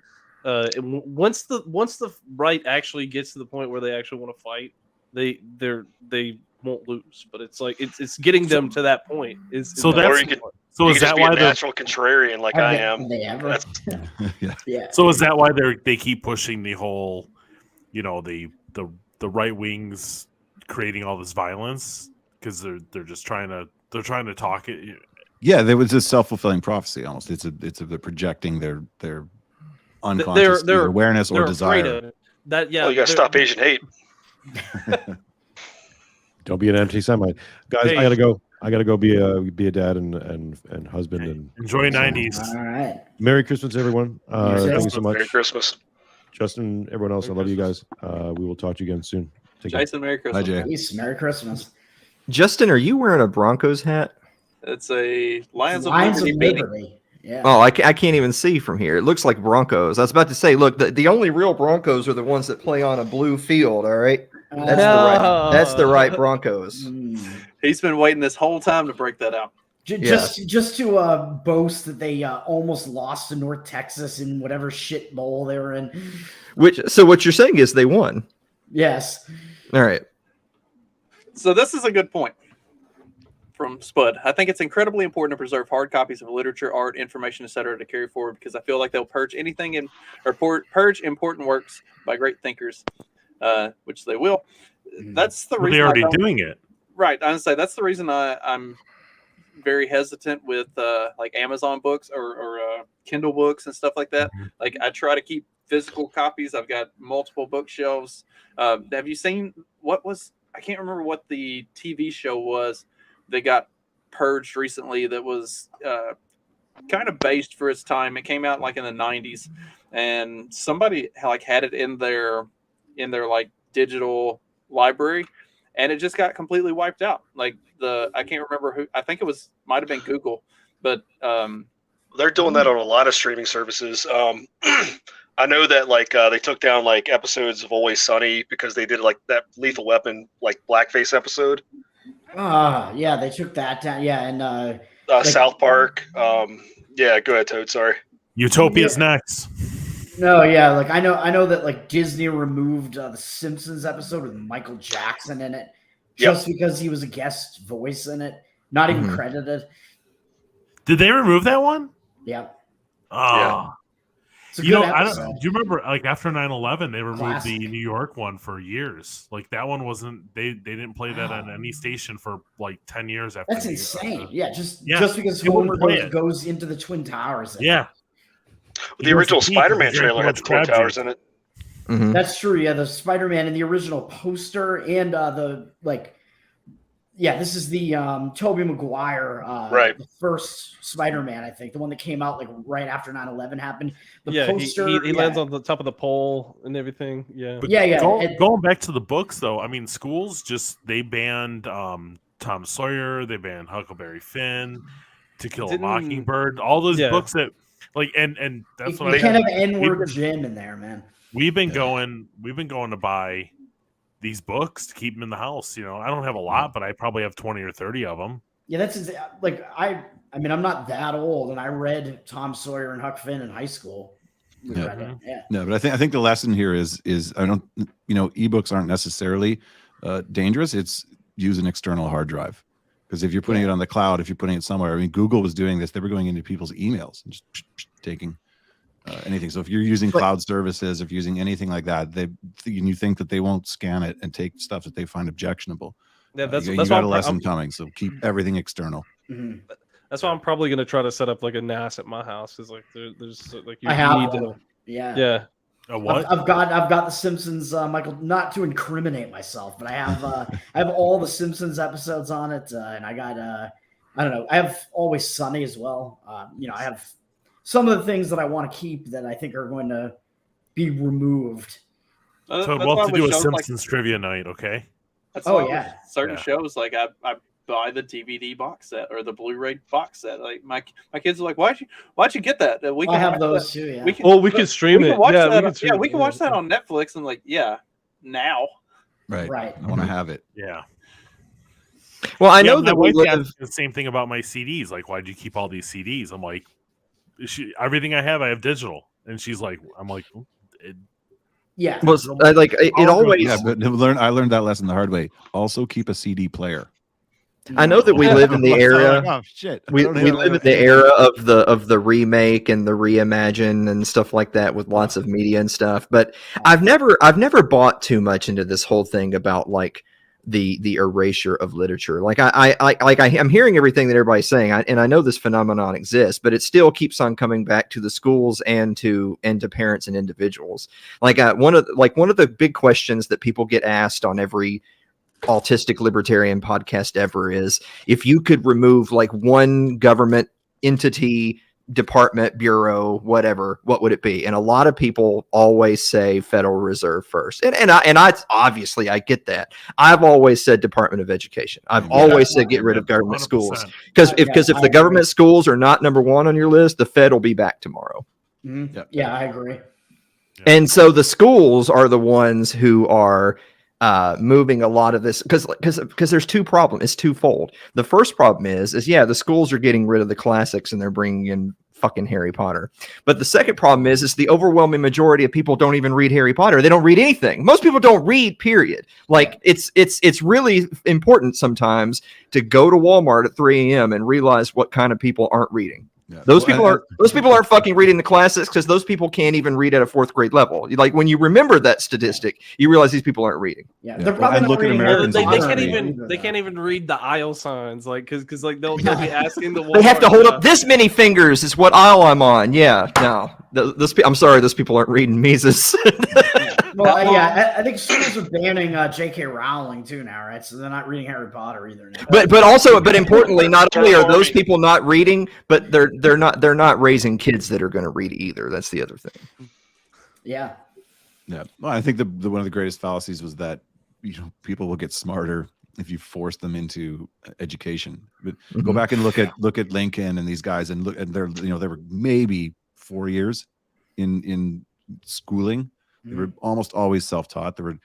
It was the norm, and they were miles ahead of the average person in America now. When it was, because again, if you just look at the structure of a day in school, in a year they teach what someone decently competent could impart. can learn like in a month you could learn 2 years worth of stuff like just on your own.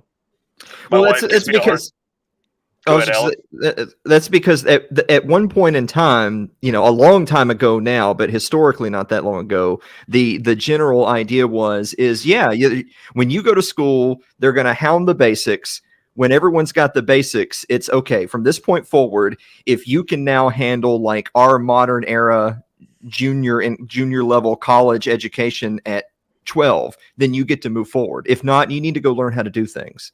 And look, I'm not saying that I want to return to some barbaric past that is not of our wonderful enlightened future, but they did that for a reason. I'm not saying we should do that. I'm just saying they did it for a reason, right?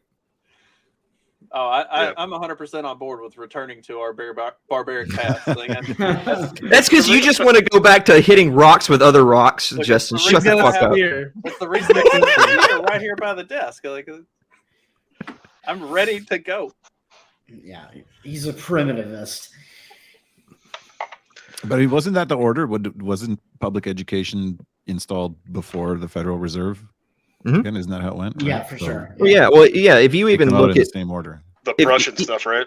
Yeah, if you even look, immediately after the Civil War, when you had a lot of the New England schools that were the first to kind of have like, that was the birth of universal standards, right? And then they start moving that into the South. And sure, you have this renaissance of Southern universities and colleges and stuff, and maybe on that was a really good thing. But again, that's like by our modern standards to be like secondary education. The basic education for the time was great. It was fantastic. Like once they started bringing universal standards to K, what we would say today's K through 12, literacy rates started going down at that point, not up. Like it's the same thing. Like it's if government does this with everything, like everyone knows all the statistics of like, upward mobility and income, and then the war on poverty begins, and then what happens? It levels off. It starts to go down. Minorities plummet. The same thing happened in education in like the 1870s. And so, fast forward 140 years. Yeah, again, none of this is really that surprising. Yeah. So I'm glad I could cheer everybody up. Thanks for having me.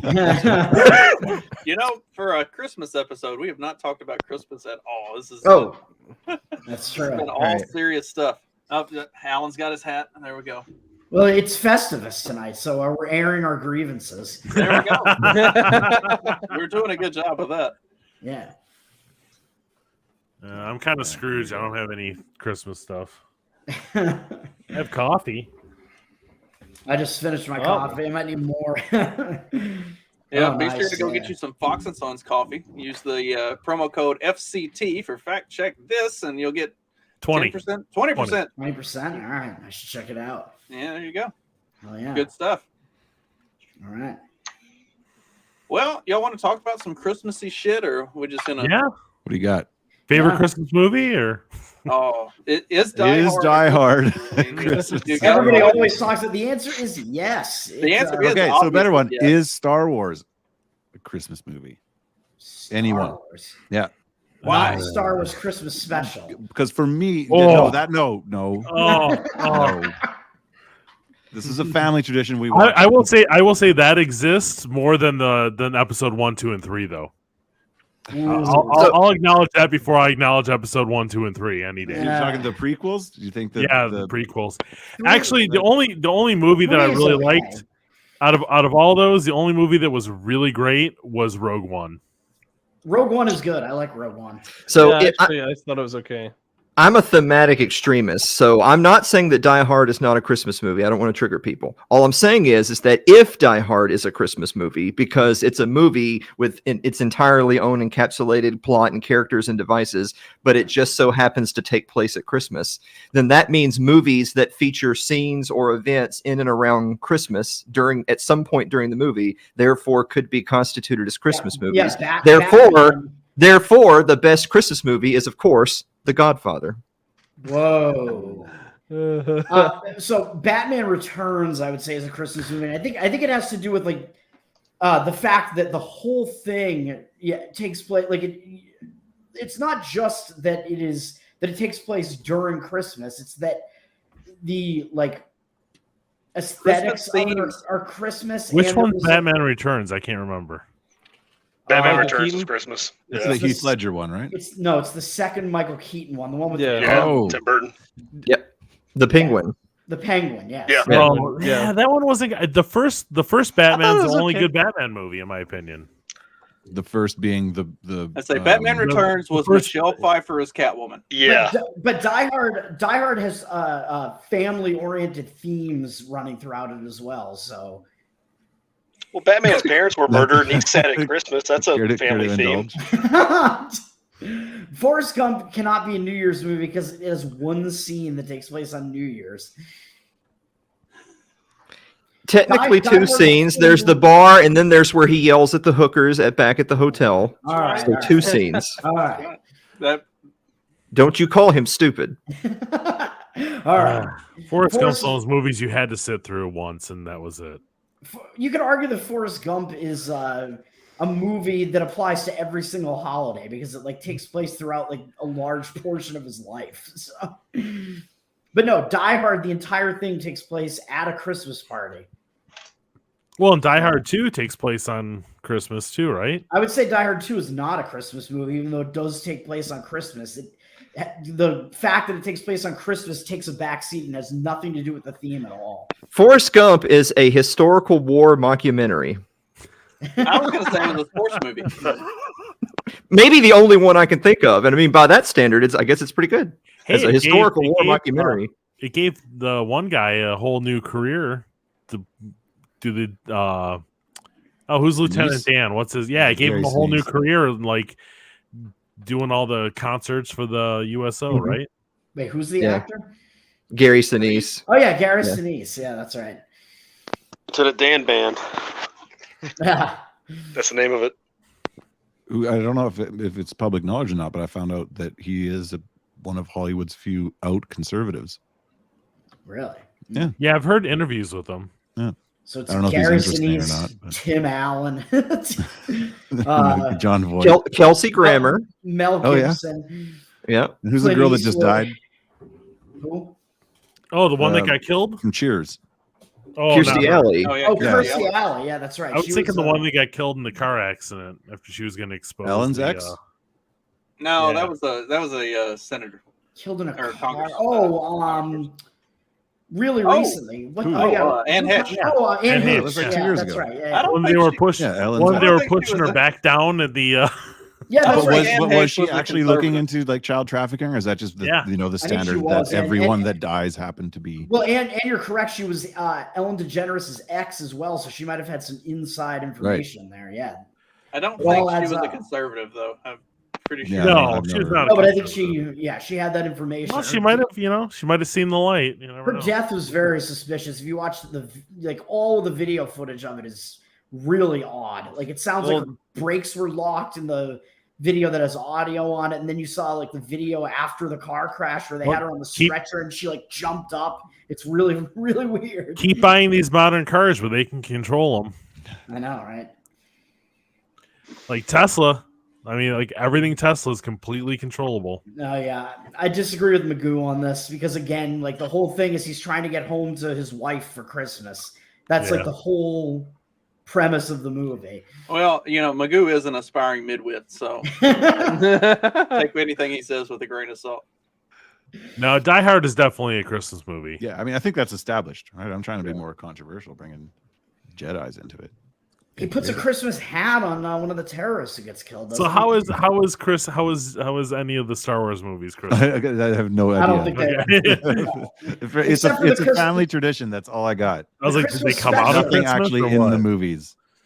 I mean, The I feel like Christmas you could at least go with The lights. like Lord of the Rings being Christmas movies because they were at I'd fight least for it. released around Christmas time. I was just about to say, if you're going to widen the net all the way out to No. theatrical release in December, so the No, Christmas season, then Lord of the Rings. No, Well, then that- Harry that's Potter Every too. year, that was That my is- birthday present to myself because my birthday was on the 16th. That was my No. birthday present to myself every year. Was I would take the night away from everybody and just go watch Lord of the Rings by myself.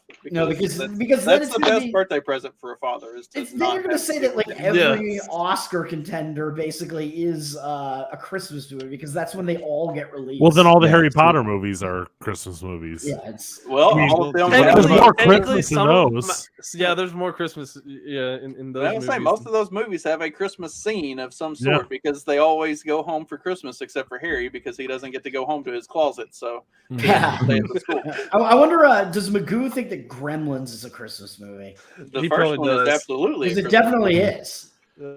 Okay, see, so if you're on the other end of the spectrum, like Magoo is, if you think, okay, so nothing is a Christmas movie unless it entirely happens in Christmas and there's no other themes, then one of my genuinely favorites, The Nightmare Before Christmas, which has Christmas in the name, is no longer a Christmas movie because it technically goes from Halloween to Christmas. Yeah, and I think it is both a Christmas movie and a Halloween movie. It's one of the only movies that is both. Because it is a historical war mockumentary, correct? I don't know. The Violent Night though could be the new Violent Night. I haven't seen it yet. but- Magoo, I haven't seen Violent Night yet, but that's definitely a Christmas movie. It has to be. And Magoo It could is- also be played on Halloween too, because it's a horror movie. Oh yeah, so there are a lot of horror Christmas movies actually, which is one of my favorite genres. So I don't know if you can say that any of them are Halloween movies though, besides Nightmare Before Christmas. I've heard that Jack Frost is a really good It's great. That is- Christmas It's a good horror movie. movie. Yeah. I don't know if that's a Christmas movie though. Is that the one with Batman? no, No, not the snowman, but the cartoon. That's what you're talking about. Oh. Jack Frost is about a murderous snowman. Okay, that's not the one. Are What's you the serious? one with Michael Keaton? Oh, I gotta watch this.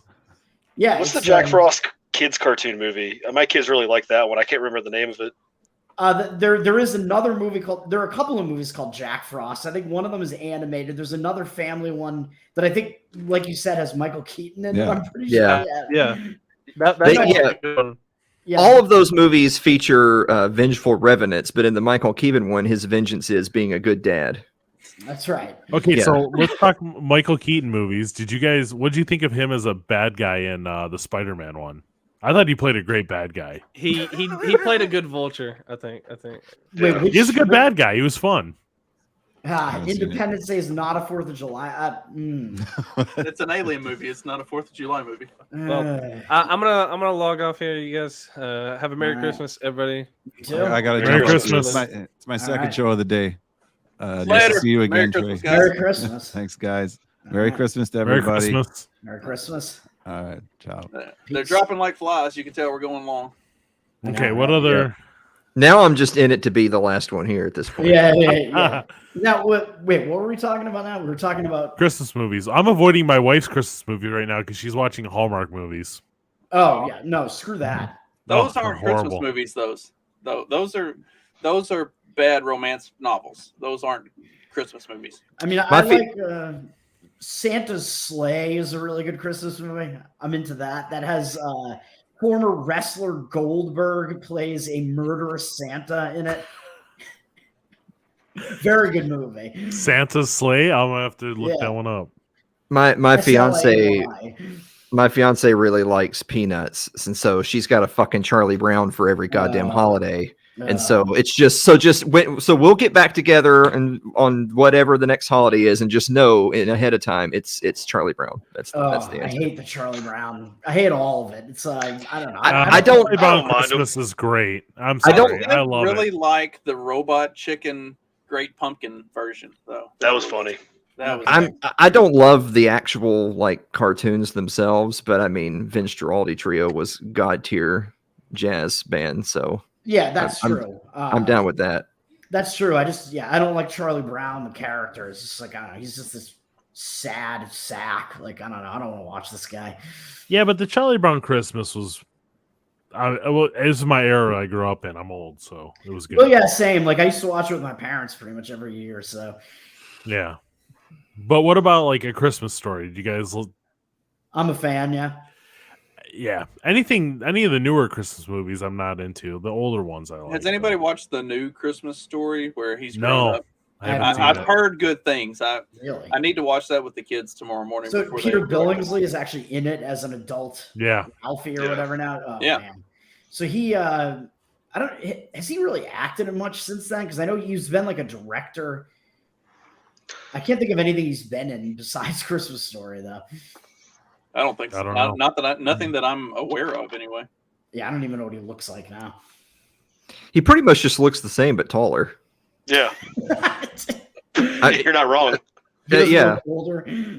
And that's the only reason I miss cable is it was on 24/7 for whatever channel that was. That was Yeah. that was great because we would just play it all day when the kids Mm-hmm. were young. Just watch a few minutes here, watch a few minutes there, and Mhm. I'd see the Yeah. whole movie eventually throughout the day on Christmas. Like I remember growing up, only having like 2, 4, 5 as the TV channels. The movies that played every single year on basic access were like the nightmare fuel stop motion shit, like Rudolph, Frosty Oh, the Snowman, yeah. that Yep. kind of stuff. Yeah, I hate that. And then noise you that had It's a Wonderful Life, and then Yep. you had Charlie Brown. And Yep. of those, I like Charlie Brown more. Okay. I don't know. It's a Wonderful Life's a good movie though. Yeah. Alan, love were you that the one movie. that did that? Made a case that It's a Wonderful Life was actually like communist propaganda. I've never. I've seen that. I wasn't the one that did that. 'cause I remember I'm not an hearing autistic that. retard, but I've seen that. I need to. I don't make cases anymore on the show, Justin. We just call people faggots on the show now. Oh, we That's can the say best that way on to the do it. show. All right. The way God intended. Then Charlie Brown is a sad faggot, is what I was going to say.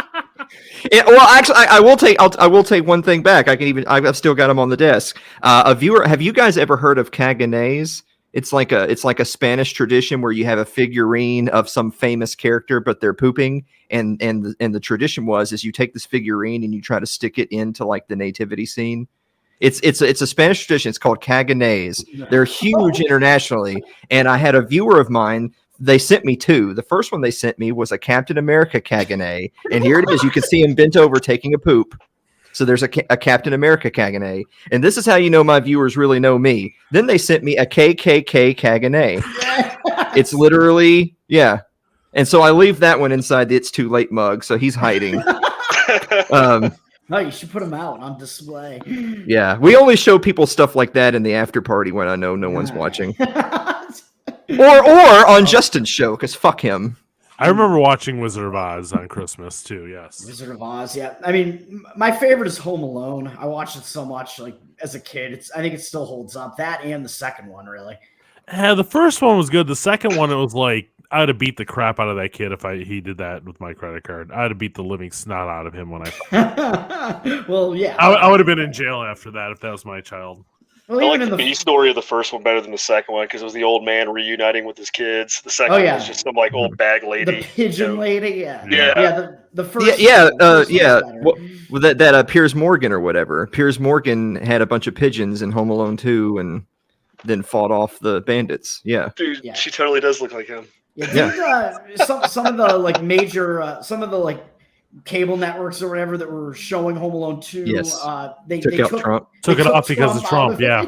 Oh, they took him out of it. Yeah. It was Canada, right? Canada did it. I don't know if they did. No, it was the U.S. major network. In the US, yeah. Oh, I saw it on a TV like at a restaurant like last year, and they had the Trump scene taken out. Really? Oh, yeah. Come on. Stupid. Yeah. It's like when they took I live in red country, so yeah. Back to the Future. It's so ridiculous. That's TDS to the extreme. Like, what possible reason could you have to take him out of that movie other than hating him? Yeah, because he's in one scene and all he does is tell Kevin where the lobby is, and like Kevin doesn't realize who he is. Basically, that's it in the Plaza Hotel. I mean, as a kid seeing that movie, I didn't know who he was either. If nobody had pointed out that it was him, I didn't never put that together. I knew who he was. What year did that come out? 92. 90 somewhere. Yeah, 93. Yeah, I was already 92 might be right. Yeah, I don't know. I was in my 20s. I didn't care about that kind of stuff when I was that age. Well, the only reason Trump was in something like that back then was it actually goes to show how much money he had and what kind of status he had in sort of like the New York socialite elite class. Because the average American wouldn't know or give a fuck about Donald Trump. Only people sort of in that world would know who that was. So it's like it's not a cameo like Michael Jordan making a cameo. Donald Trump is not that kind of person. Not then. No, I always knew who it was, and I'm sure like the first time. Well, I think the first time I saw it, I think my grandparents took me and my sister to see it because we liked the first one. And then didn't he own the hotel at that point? He might have, yeah. Because I think he owned that hotel at that point because that's right across the street from Trump Towers. That's like right kind of kitty corner right to Trump Tower. Yeah, I think probably either my grandparents or my parents were like, oh yeah, that's Donald Trump. Like that's he has a cameo in this or whatever. So I just always knew that it was Trump, but I don't know. I'm just trying to figure out what the hell the approved tent is on this fucking screen. What? Well, now it's gone. It said promote the approved tent on the screen until we got a sixth caller. Oh, all right. I don't know what the approved tent is. I don't know. Whoever produces this show has some graphic in the background. I've been trying to read it this whole time. It is a little. What's up, guys? What's up? So I'm bouncing off of a company phone hotspot because my internet took a shit. So if I sound like ass, I'll just back out. But you actually sound fine. It seems pretty good right now. Yeah. Oh, cool. Yeah, Gremlins is definitely a Christmas movie. Nah, it ain't. Gremlin is a Christmas present. The whole thing pretty much takes place at Christmas. Yeah, it's a Christmas movie. I think Christmas is used as a backdrop so they have an excuse to make a movie, but that doesn't make it that movie. And then one of the Gremlins use Christmas lights to kill one of the animals or something, if I remember correctly. I'm trying to remember. It's been a while, but it's been a couple years since I've seen that. I watched it with my kids a couple years back. Yeah. I was just thinking of the different shows I've been on or people I've talked to where the question of Christmas movies came up. I don't know why this popped into my head, but one movie absolutely no one has mentioned is Prancer. Oh yeah, I forgot about Prancer. with that really annoying ass little girl just whining for the Oh, is it entire fucking 90 minutes. And Sam I have no idea what movie this is. yeah, Sam Elliott won't just give her up for adoption like he should. It's just Sam it's Elliott, nuts. yeah, he's a good actor. I don't know why he's in that movie. It's a kids movie about a reindeer. Yeah, about Prancer movie. gets hurt, and so Sam Elliott wants to eat it, and she says no. And long story short, he flies away at the end. That's Prancer. Be better if it was a movie about a Never stripper. have even heard about the movie. Yeah, I think it's probably from the 90s. Yeah. Well, like Yeah. I got a good buddy of mine that he looks at Trading Places as a Christmas movie because there's a lot of times in the movie where it's around Christmas and Dan Aykroyd's dressed up as Santa. That is a Yeah. great movie, by the way. And I like That the is- movie. I'm just like, That is a It- phenomenal movie. in I'll say the not a end, Christmas movie though. in the end, I don't give a fuck. It's not a Christmas movie to me. Die Hard will Yeah. never be a Christmas movie to me. It could be a Christmas movie to you. I know people that watch Wizard of Oz around Christmas time, and so to them it's a Christmas movie. But I don't think anybody's ever making the fucking argument that Wizard of Oz is a Christmas fucking movie. is not. So I think it's No, it's not a Christmas movie. It's just it got played during Christmas when I was a kid. Mhm. That's sure, but it doesn't make the movie was never created with the intent of being a Christmas movie. No. I don't think Die Hard Well- even was. Well, neither Um, was It's a Wonderful Life. It's a Wonderful Life came out in the summer and it was a flop. Yeah, and so it had to get Right. retconned into being one, and it was successful at that because people were less autistic possibly back then. Now, I remember growing up watching Die Hard as a kid and never for a second thinking, even for a minute, that it was a Christmas movie. It wasn't until like 10, 15 years ago when internet retards came on and was like, but it is. And then it was like, well, I'm an internet retard. Let's argue about it. And now here, look at us honoring what It's just fun. Oh, I totally am down for it, but It's a good movie either way. The first two are good. After Yeah. that, just they sucked. so is the third one a Oh. Kwanzaa movie because it has a black guy in it? And the billboard he's wearing. That's what that's the way That's how I I take it. assume. That's how I celebrate it. I mean, how I Is choose that- to was celebrate that, is not up for discussion. Who was that? Who was that guy in that? Samuel one? Jackson. Samuel okay. Jackson. I like that one. Was that one the is- cab one where he was the cab Yeah. driver? Mhm. Yeah, Okay. that one is so like over the top. I don't know. It's a pretty fun movie. I kind of like I it. mean, That's- there's a lot of Die Hard- traits that are that's- very Kwanzaa-like in it. That's all I'm saying. That's Die Hard with a Vengeance, right? Mhm. Yeah, Mhm. I know. Bruce. Yeah. I think one of Bruce Willis's better movies was it 16 Blocks with Mos Def in it. That Oh was a yeah, great yeah, movie. yeah, yeah. Although his voice was drove me nuts during the whole movie, but it was a really good movie. Most Def, yeah, he's actually a pretty good actor. Yeah. Interestingly, yeah, like that Yeah. movie, and then I think he was in one of the seasons of Dexter, right? Is that what I'm thinking of? I don't know, I quit watching Dexter after the second season. Where he did like a really good job. Oh, I think it was good up through like maybe the 5th or something. Most Def was in it like somewhere around that time. I think he was like a car repair salesman who like almost It was season found 6. Dexter Season out. 6 Yeah, it was Had a Oh, that lot was of- 6. Oh. Season 6 had a lot of religious themes to it, and he was like a street preacher type of guy that Is that what it Dexter was kind of trying to find some sort of a higher calling. And Oh, I hated 6 though, because that was the one with Edward James Olmos, right? And had Edward James Colin- almost Colin and Hanks. Colin Hanks, yeah. yeah. yeah, I figured out what And the who? twist was. Tom Hanks' Tom son, Hanks' the son. No. lesser cool of the Tom Hanks sons. Right. Yeah. The way less cool of the two. Yeah. And the one that looks like he's actually Tom Hanks' son, so he's obviously not as cool. But yeah, that season I figured out like what was going on, what the twist was in like the first episode or whatever, and I'm like, this is just stupid. Yeah, Hated that. like, I think I might have watched the beginning of the third season, but I was like, the yeah, third I'm done. season- No, you got to watch the 4th season. Season I love the 4 third. was like Be a man and hate Yeah. watch the whole fucking thing. right. That's- Season that's 4 what I was do. like season 4 was like peak Dexter, and then 5 wasn't bad. 6 was not good. 7 was pretty good, and then 8 was just a terrible ending. And then 7, there was one where they had like a really good like villain in it, but then wasn't like the main villain in it, and like they killed him off or something. I think that might have been 7. I don't even remember. But after like 6 and beyond, I think it was pretty bad, and had like moments where you thought that they were gonna be able to like bring it back, and they didn't. But season 3 is awesome, man. Season 3 is the one with Jimmy Smits, right? Speaking of the Star Wars prequels, he's Miguel, right? And he's the attorney in season 3. Really good Mhm. villain, really good character. Love that one. And then 4 is the one with the Trinity Killer, John Lithgow, right? Yeah, that's a that really one- good season as well. That's when it peaked. I think season 1 and season 4 are good enough to, at least they were good enough to get me all the way to watch even their latest reboot where he lives in a Lithgow cabin in was the a woods. good. Lithgow's a really good villain. Oh yeah, he I was can't remember really good. he was in a movie like back in the early '90s where he was a villain. I can't remember what it Oh, was. Harry and the Hendersons. Yeah, it was great. Fucking terrifying. Yeah, right. The one that I talked about on the show the other day that I don't hear talked about very often is that, look, if I told you that I was going to make a Christmas family comedy and my stars were going to be Arnold Schwarzenegger and Sinbad, you would say, holy shit, worst movie ever made. But Jingle All the Way was actually pretty good. I love that movie. It's all right. I've never That's one of seen my- it. I've never My seen wife it either. hates it, but she's like, you got to watch that with your sons every year. And my sons like it too.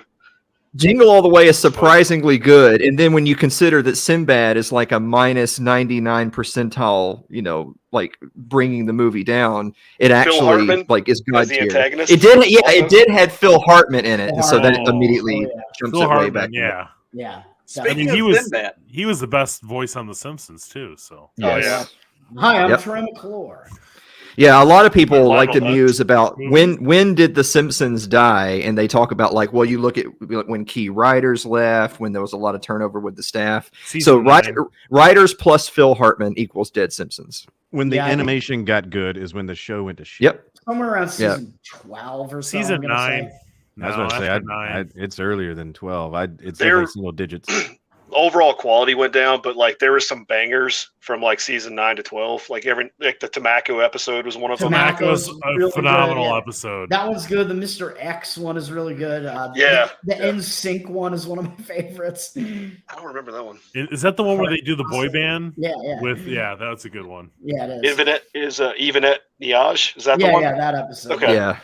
See, that's the thing I always laugh about is you'll see again, like you'll see some of the woke types say, "Oh no, Simpsons is just as good, if not better, today than ever." But then when those same people make a list of all-time best episodes, they're all from before 1997, and I'm like, "Oh, so you're lying to yourself then." I've tried so many times to go watch like other seasons, and I get like 5-10 minutes in an episode, and I'm like, I can't do it. It's Mhm. well, speaking of Sinbad and cartoon shows that have gotten better with as time has gone, are y'all big fans of American Dad?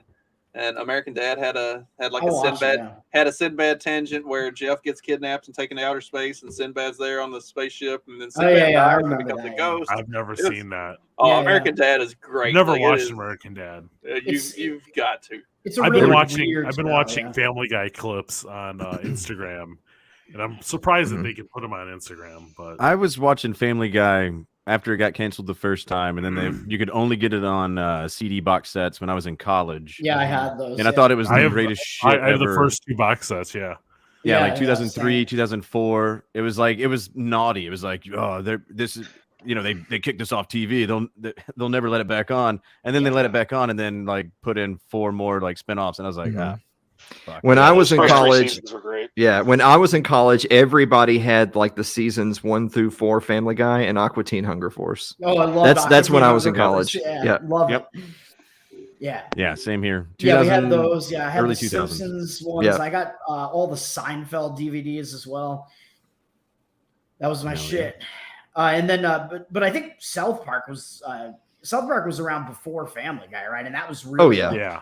that was Yeah. really definitely, like going over the line. So that was South the one Park where just- it's like you can't. But some watch of the this. new South Park episodes are actually really good. Yeah. Yeah. I don't Some think of the that new they've- stuff is. I don't think that well they've done. really missed a beat. They just had their 25th anniversary over the summer. Yeah, which, the Trump season was pretty bad, but other than that, Well, it was I- also, they were like, fuck, we weren't expecting this. And Yeah. there's a lot of people that have done long form breakdowns of South Park, and when it in their minds went to shit. And it's all because, and Matt and Trey flat out say, they're like, we weren't expecting a Trump presidency. We did not have this in the hopper. Right. We were fully prepared to go in one direction. Mhm. And so we just had to go off the cuff and literally make shit up on the fly. But but isn't that's what they different- do anyway, though. Just Well, I don't know. correct, which isn't different, but normally they're doing bottle episodes where one week doesn't have anything to do with the next week, and they already knew that they were going to have like a tied together episodic season, and so they just kind of treated the whole season Okay, like so whatever. during that They've season, been was doing that that the one where they before did that, though, I the was that the one where they did the who's the basketball player that they totally ripped on? Carl Malone. No, the Chinese, the one Yao that was Ming? like, nah, he was Oh, Jeremy Jeremy Lin. no, the LeBron James like Oh totally yeah, bows to. that was after The famous Trump- Chinese player LeBron James. Yes. Well, no, That's I was saying that's the what one, I was the Chinese talking about. episode, the one where he's like worshiping. LeBronson. The one one where where they he's- get banned from China, where Yeah, they yeah. literally had the episode called "Banned in China," and it actually, like the B plot was Stan actually was like in a band that got banned from China, I think, and then like I don't know, Randy was over there, and I don't even Well, remember. doesn't he do a Mickey. speech? Doesn't he do like almost word for word the same speech he did like? I can't remember exactly, but that was after the Trump season. That season was Okay. pretty good. But I I don't think know that's when when that they- came out. I remember watching it. I think that's I when they love- introduced Mickey Mouse into the South Park universe. Oh yeah, I love their Caitlyn Jenner. Oh yeah. The Yeah. buckle up, Buckaroos. Yeah, and like the season where they did the Trump stuff was like right after he got elected, and it wasn't like, I think it was just they didn't know what they were gonna do really. Like they didn't go like woke or anything like that. It was just like they had Mr. Garrison basically morph into Trump, and it just wasn't that funny. Well, they even said in interviews that they just didn't like the Trump thing because he was getting ragged on so hard that it was hard to be different when you were Right. including him into something. Yeah. And if it was Hillary, it was pre-written for him. I mean, it was just waiting on him. And Yeah. I mean, but yeah, I mean, in the past they've been good at just like ripping on everything. But I think you're right. Like Trump was like a different thing where it was like the establishment was just constantly, ripping on him. So it's like, how do you do that, but do it in a funny way and make it, ripping on him for the actual reasons that you should be, rather than like what the establishment is doing, because they're only ripping on for the wrong reasons.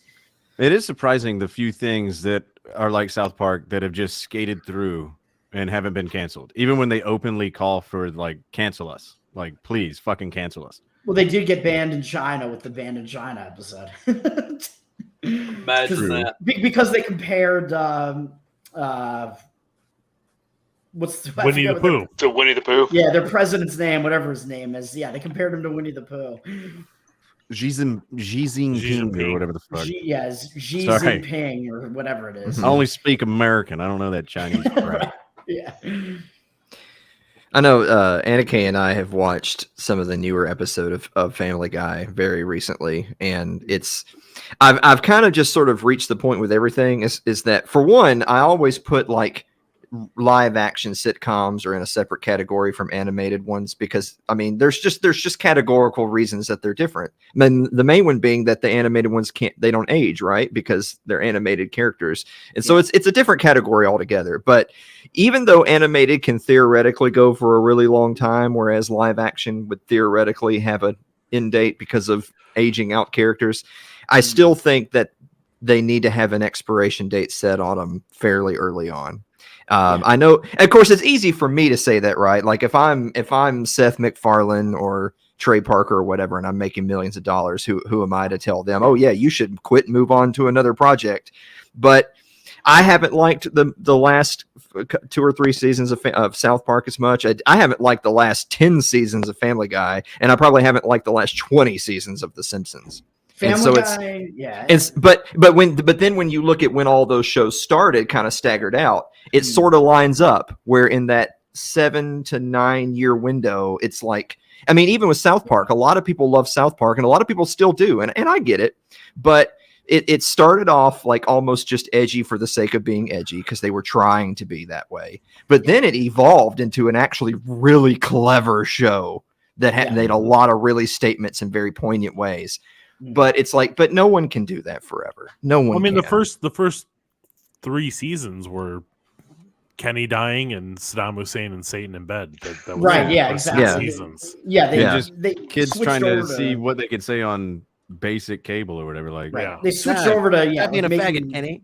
Yeah, like commentary on The episode with Token, after that, yeah. the episode with Token where he learns he can play bass. Oh, That's- the Christian rock That band. is the absolute best episode ever. Yeah. Yeah. That is He my rewrites favorite all those, like, episode. It rewrites all those like love songs and like just puts Jesus in there. Like, I need you inside of me, Jesus.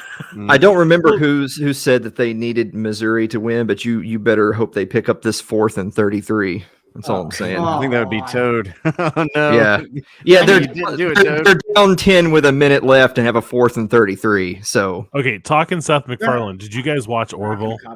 Yes, I did. No. Except I haven't watched the most recent season, but I watched the first 2. The 3rd season's the best. Really? It's good. Yeah, it's a great season.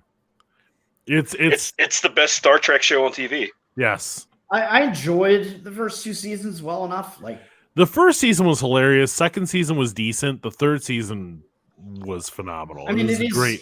It's a spoof of Star Trek. Yeah, so, they hit a couple topics. I'm surprised they weren't canceled for. Interesting. All right. Yeah, I'm gonna have to check it out then, because I was just worried that it was going to be basically Seth MacFarlane being dumb in space. No, I've reached my like the max, first season. The first season, he's dumb. Yeah, he's dumb. Mm-hmm. The first season, he's okay, but the third season, they actually take on like the transgender stuff, and I think they meant for it to go one way, but it went the other way. And I think they kind of already were, right? With like, because they have all these like alien races in the show and stuff. Like, didn't they have like there was at least one alien race where they're all male? The one that that's from their Worf parody. Yeah.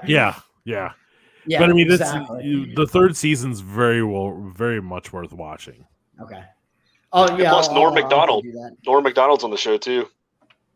He voices an alien. He was. Yeah, he voices. Like the whatever blob that alien. blob character is. Yeah.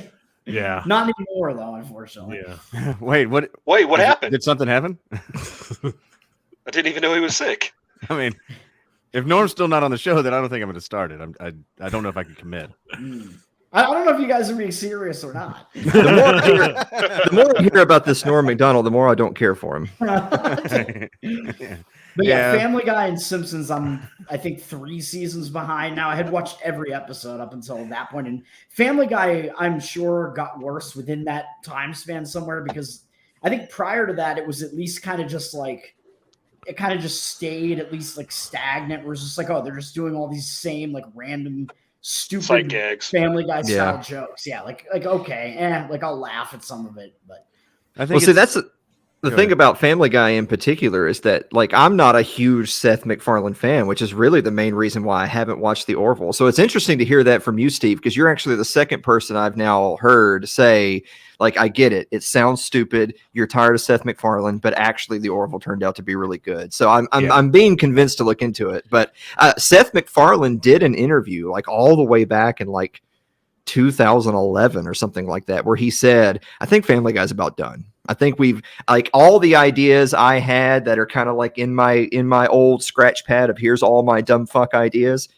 The pad's done. I've reached to the last page, but they just keep giving him money. So again, like, who am I to judge him? He keeps making the show because they keep giving him money. But he himself openly said, I'll never win another Emmy. This show is done. I'm out of ideas. I'll do it until they stop paying me. And here we are literally 11 years after that interview, and they're still doing it. It's interesting that you say that. Is he even involved in that? I don't think I've watched Family Guy since it was around the time I moved to Pennsylvania. So I haven't watched since like 2013, 2014. Like that was about the time that it just kind of hit a point where I stopped being interested in it. Like they were doing a lot of the Brian and Stewie dumbass episodes that were just like not funny.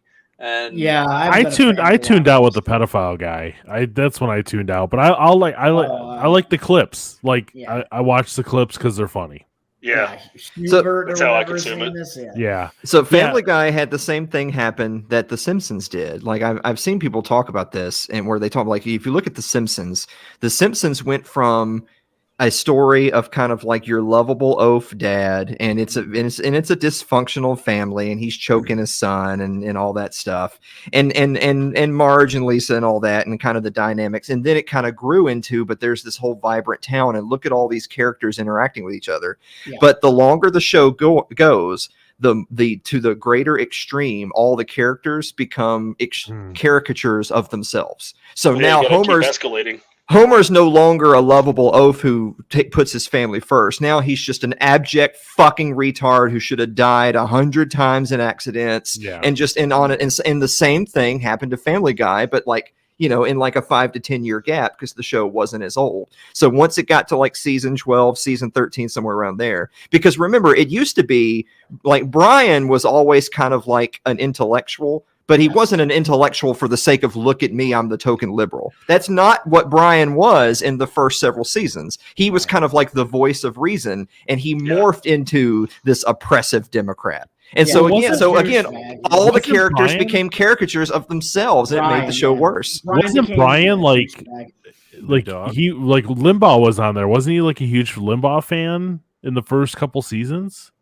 Brian they did do an episode where Limbaugh was literally in. Yeah, he was actually in it, but I remember them doing like, I thought he was supposed to be a Republican in the first couple seasons, and then I don't remember him. I don't remember. I didn't pick up on that. He always came off as kind of like a token liberal, but it's the same thing of like wokeism. It wasn't really in your face. Like it just so happened to be a liberal-esque character who was just sort of Peter's confidant, and he basically played the role of Wilson from Home Improvement. Brian was Wilson, and he would go and get advice from him, and then Peter would go and try to regurgitate that advice to his wife and kids. But then it morphed into Stewie's ultra gay, Brian's ultra Democrat, you know, Lois is an insane midlife crisis housewife, and you know, all that stuff. It was funny the first minute they did it. And it's like maybe Seth MacFarlane was telling us something. Like if you go back, I don't know for certain, but I'm willing to bet if you go back and look at when he said I'm out of ideas, I bet you'll find that in that moment they start to make episodes where it's just extreme caricatures, and that like that should have been the end. You should have said, you know, it's funny once, it's not funny for 12 more years. Well, and that was probably right at the moment that they released Chicken Fight 3, and after that, I was done. Well, and remember when they killed Brian off and Yes, brought in I some do, replacement, and that lasted for all of like 3 weeks, and then they're like, this was a mistake.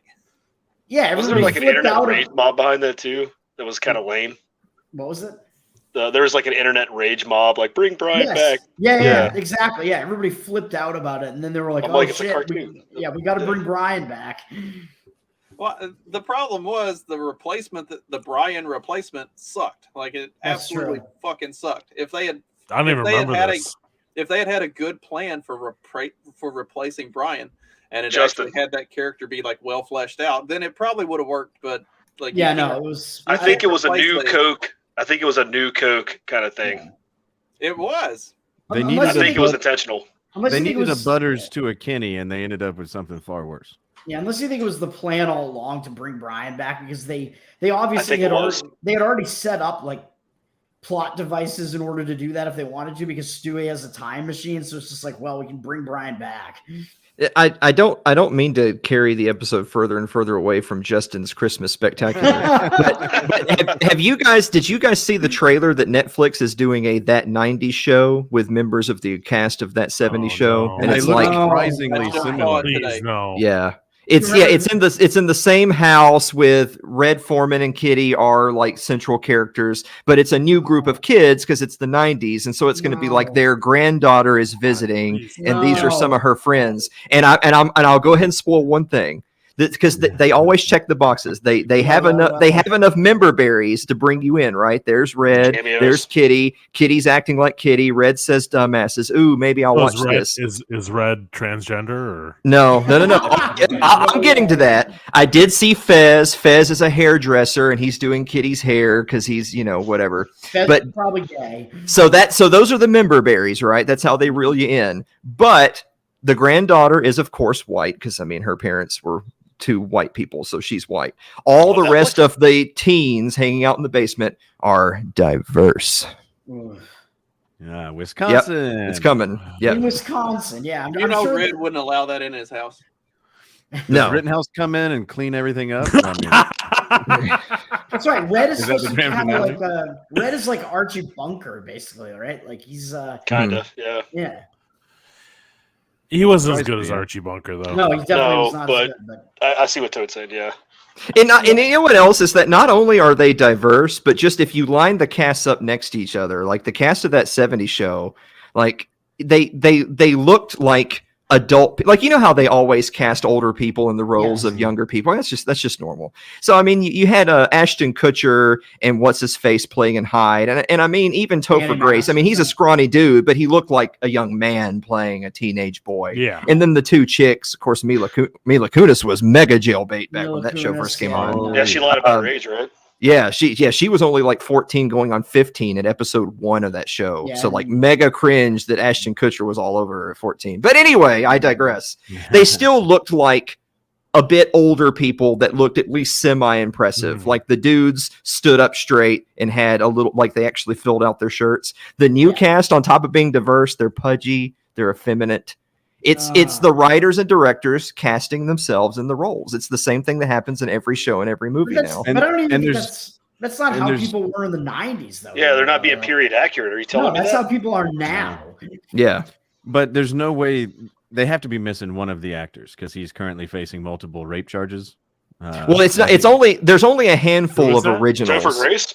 No, it's Hyde. Hyde. Danny Yeah. I'm joking. Sorry. Yeah. That dude's no. Wait, which one was that? Yeah, the guy that Sam Elliott, the Netflix show, right? That the Range or I don't know what it's called. Yeah, I know what you're talking about. Yeah, the guy that played Stephen Hyde, who's the guy that had like the fro and the glasses. Okay. Yeah. He was a little bit. He was like the tough guy in the group. He's facing charges now. Oh, some serious ones too, Apparently, and multiple. yeah. Apparently, he's a bit of a creep. He was a little Deshaun Watson before Deshaun Watson's time. Deshaun Watson did nothing wrong. All right? I was just about to say that. God damn it. Deshaun Watson did nothing wrong. No, he was just paying masseuses for a little bit extra. What's wrong? But I think Bill Danny Clinton didn't Masterson- do on capitalism. Epstein Island, right? But I think Danny Masterson was a little more direct. And, Probably. But it was also it was still LA, the height of Me Too, and I don't know how valid the arguments are, but the allegations, fuck, I feel bad for any guy that has those allegations to face because it don't look good for that guy. Yeah. Yeah. Do you Very remember, festive. I understand. do you remember when they did that 80s show? Yes. Yeah. No. It lasted for like 5 episodes. Probably. See, that's the thing. Is really? So yeah, this is a Netflix special, and this is exactly because that 80s show was a totally different thing and it flopped. The whole that 90s show is, oh look, it's in Wisconsin. Oh look, there's Red and Kitty. There's only a handful of actors from the original show. It's not like the whole cast. Does Cheap Trick do the theme song? I don't know. I didn't actually hear it. Probably I saw not. it. I saw it and turned it off. A Nirvana song. Yeah, Cheap Trick is a 70s band, but Cheap Trick did it was a new song, right? They explicitly like did that song for that 70s show. They got him to do the theme song for it. So I'm wondering if they got some like 90s band to do the 90s show. You're like, all right, Screaming Trees, come in and take a Hey, Screaming Trees were a good band. Mark I was thinking Lanigan is Green dead. Day. And the singer's gone. Yeah. I don't think the that shows how Butthole much I Surfers know. have any work these days. Yeah. Bring in the Butthole Surfers. fuck yeah. One hit wonders.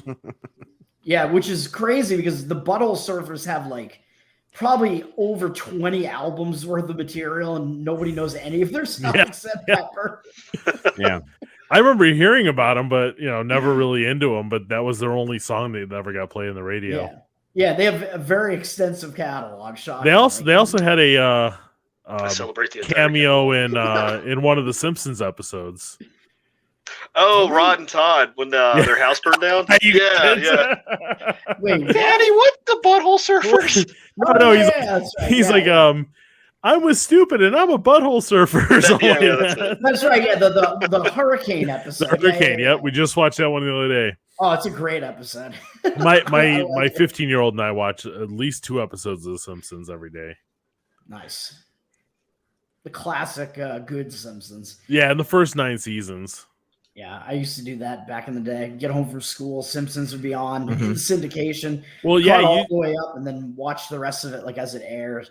It was a really I was gonna say it's a really good education actually going back and watching like the first several seasons of The Simpsons, because when those seasons were on TV, I was young, and so I laughed, but I laughed for different reasons than I laugh.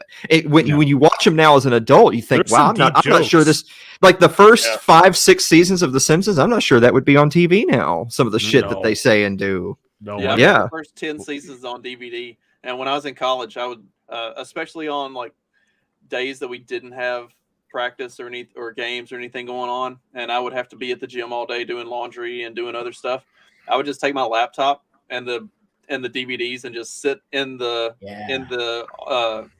like in the locker room and watch Simpsons all day. And like, man, those were like good days. I'll tie it to Christmas right now because I have all the seasons they ever released on DVD, I think up through 16 or whatever. And that used to be one of my Christmas presents every year. My mom would get me obviously because The Simpsons is a Christmas show. I mean, hey, bring it back. One of the best Christmas episodes of The Simpsons was the one where Bart burns down the trees. Yep, where he burns down the tree in the house because he goes down early to get his present. Oh no, I'm thinking of a different one. But the first full-length episode of The Simpsons ever was a Christmas episode. Yeah, that's when they get Santa's little helper, right? Santa's little helper, yeah, which is why he's named that. Or Santa's little helper. Maybe it is a Christmas show, but my favorite Christmas episode of The Simpsons is the one where Bart steals the video game, Bone Storm. Bone Storm, yeah. Great episode. And then he gets the putting game. Did you see that they released that putting game on? It's online somewhere. Lee Trevino's, putt, yeah. It's online somewhere. I haven't played it yet, but I've seen it. Yeah. So okay. So here's an interesting. So again, not to carry this away from Justin's Christmas Spectacular, but. Okay, only accounting for the peak of the show, like first 10 seasons in both shows. Seth MacFarlane explicitly said he wanted to make a show better than The Simpsons. Did he accomplish it? No. I say no as well. The first season of Simpsons blow away Family Guy. Yeah. And I would still take South Park over. Out of those three, I would take South Park, Simpsons, then Family Guy. As like a whole, as far as because The Simpsons has like fallen so much, I would say South Park I would rank South Park the best in that regard, but as far as like how good the show was in its peak, it's still The Simpsons. If that makes sense. I think a lot of that probably has to do, at least for me, the time in which it came out. Yeah. By the time Family Guy came out, I was already in college. That was right in my wheelhouse, but had a very short shelf life. South Park came out in '97. I was 15. It was perfect. I was watching the Attitude Era and the Monday Night Wars, and then South Park was right there. Yeah, I was in middle school. Space Ghost, Coast to Coast. Yeah, oh, fuck yeah. Oh, my parents didn't allow South Park. I was in middle school. South Park just hit different than The Simpsons coming out in '89 when I was 7. And so, I mean, I grew up with The Simpsons. It was just always there. But to be in your peak adolescence when South Park hit, I mean, it. Hey, I grew up in a fundamentalist home. I was not allowed to watch The Simpsons, but I watched it every week. I snuck stuff too. Yeah. I think also like The Simpsons was my mom's favorite show. And when you're a teenager, what's the least cool fucking thing in existence? Whatever your parents like. Yeah, I turned my mom on to The Simpsons later because I think she didn't want me to watch that either, and I was watching it in syndication. Like she would I think catch some of the episodes and be like, "Oh, this actually has like a pro family message to it." And we weren't allowed to watch The Simpsons either. Yeah. But during harvest season, whenever Dad was in the field until late at night, Mom didn't know that he didn't let us watch it. So my brother and I would put it on, and we'd watch it every week during harvest. Yeah, my dad didn't care. Like my dad would be like, "Whatever." That's why. Come on. I was gonna say that's why it's good to control like peak versus peak, because I think if you said, which show had the better seasons, like in the teens, like say 12 through 16, it's South Park. South Park crushes Family Guy and Simpsons both. Yep. But like, who had the best seasons 1 through 10? Simpsons mutilates those guys. Yeah. Because all the classic hits of The Simpsons were all in those seasons. Well, when Conan was writing during 4, 5, and 6, those are phenomenal seasons. Best seasons. You had Troy McClure. You had all the episodes with Sideshow Bob in those seasons, like the best Sideshow Bob episodes. Yeah, Monorail. I don't care what anybody says. Yeah. Sideshow Bob stepping on the rakes. in the Cape Fear. in the Cape Fear remake was absolutely. Every time I watch that, I'm in tears laughing because I don't know why, but it's absolutely the best. Well, thing because I've it's ever a seen. sight gag, and it's something the Family Guy would do because it's one of those ones that lasts like forever and it keeps going. With Peter with the knee. Yeah, it's that. Yeah, The Simpsons did it first. Well, Yeah. and remember So- when Homer got gained ownership of the Denver Broncos? Yep. Mhm. Yeah. So like, Well, that's a exactly. great episode. That's with Hank Scorpio. Scorpio. Yeah, Yep. that's a So good yeah, Oh, so best boss ever. recurring characters and like recurring bits. Everybody has done it, but because the Simpsons were literally first, but also thematically first, like you compare fucking chicken fights 1, 2, 3, 4, and whatever to like if there was a Sideshow Bob episode, this is a fucking event. Everyone shut the fuck up, gather around the TV. It's a Sideshow Bob episode. Here we go. You're locked in. Those other shows did not compare to that. Yeah. Totally I would have to say Sideshow Bob over Troy McClure for me. He was great. Troy McClure was awesome, but Sideshow Bob was amazing. the episodes that were Troy McClure centric were not as good as. Although like, the one where he marries just his, Selma. one-off scenes. Oh, that's the Planet of the Apes musical episode, right? Yeah, Yes, it I is. have that T-shirt. Mhm. Dr. Zayas. Yes. Yeah. You could do a whole thing just watching all the infomercial tapes of Troy McClure, and they every single one of them kill. They're all amazing. They were so good at the recurring things back then, not now. Back then. Well, the one where the meat one where Lisa becomes a vegetarian. Yeah, it's a good episode. Yeah. That one is that where he's going through the factory. That's hilarious. Yeah. That The- kid's the- reaction at the end killed me. Yeah. The side, so one of my all-time favorites, and I know it's a lot of people's, it's an easy cop out, is the side plot episode where they do a little miniature episode of a bunch of different The people Pulp in Fiction town. one, yeah, So 22 short films, yeah, really so good that episode. because that was the one that had like Aurora Borealis inside. Yeah. Yeah. That's a good one. That's an all-time great episode of a comedy ever in any medium. Is that episode? Yeah, because a show like that hadn't attempted to do something like that before, I don't think, and they did it, and it was like some of those short, like they're like vignettes, basically. Like some of those were some of the best scenes with that particular character ever in the show, like obviously the Skinner and Cletus? Chalmers scene. That one, Yeah, the Cletus Cletus gets one was the- great This too. is Slackjaw Yokel. Yeah, Yep. right. Just Some the song. folks will never lose a toe, but then again, some folk will. Yeah. And the other one is some folks will never eat a skunk, but then again, some Yeah. folk will. Yeah. Cletus, the slack-jawed yokel. And God, that yeah. show was fucking good. Yeah, that was a good one.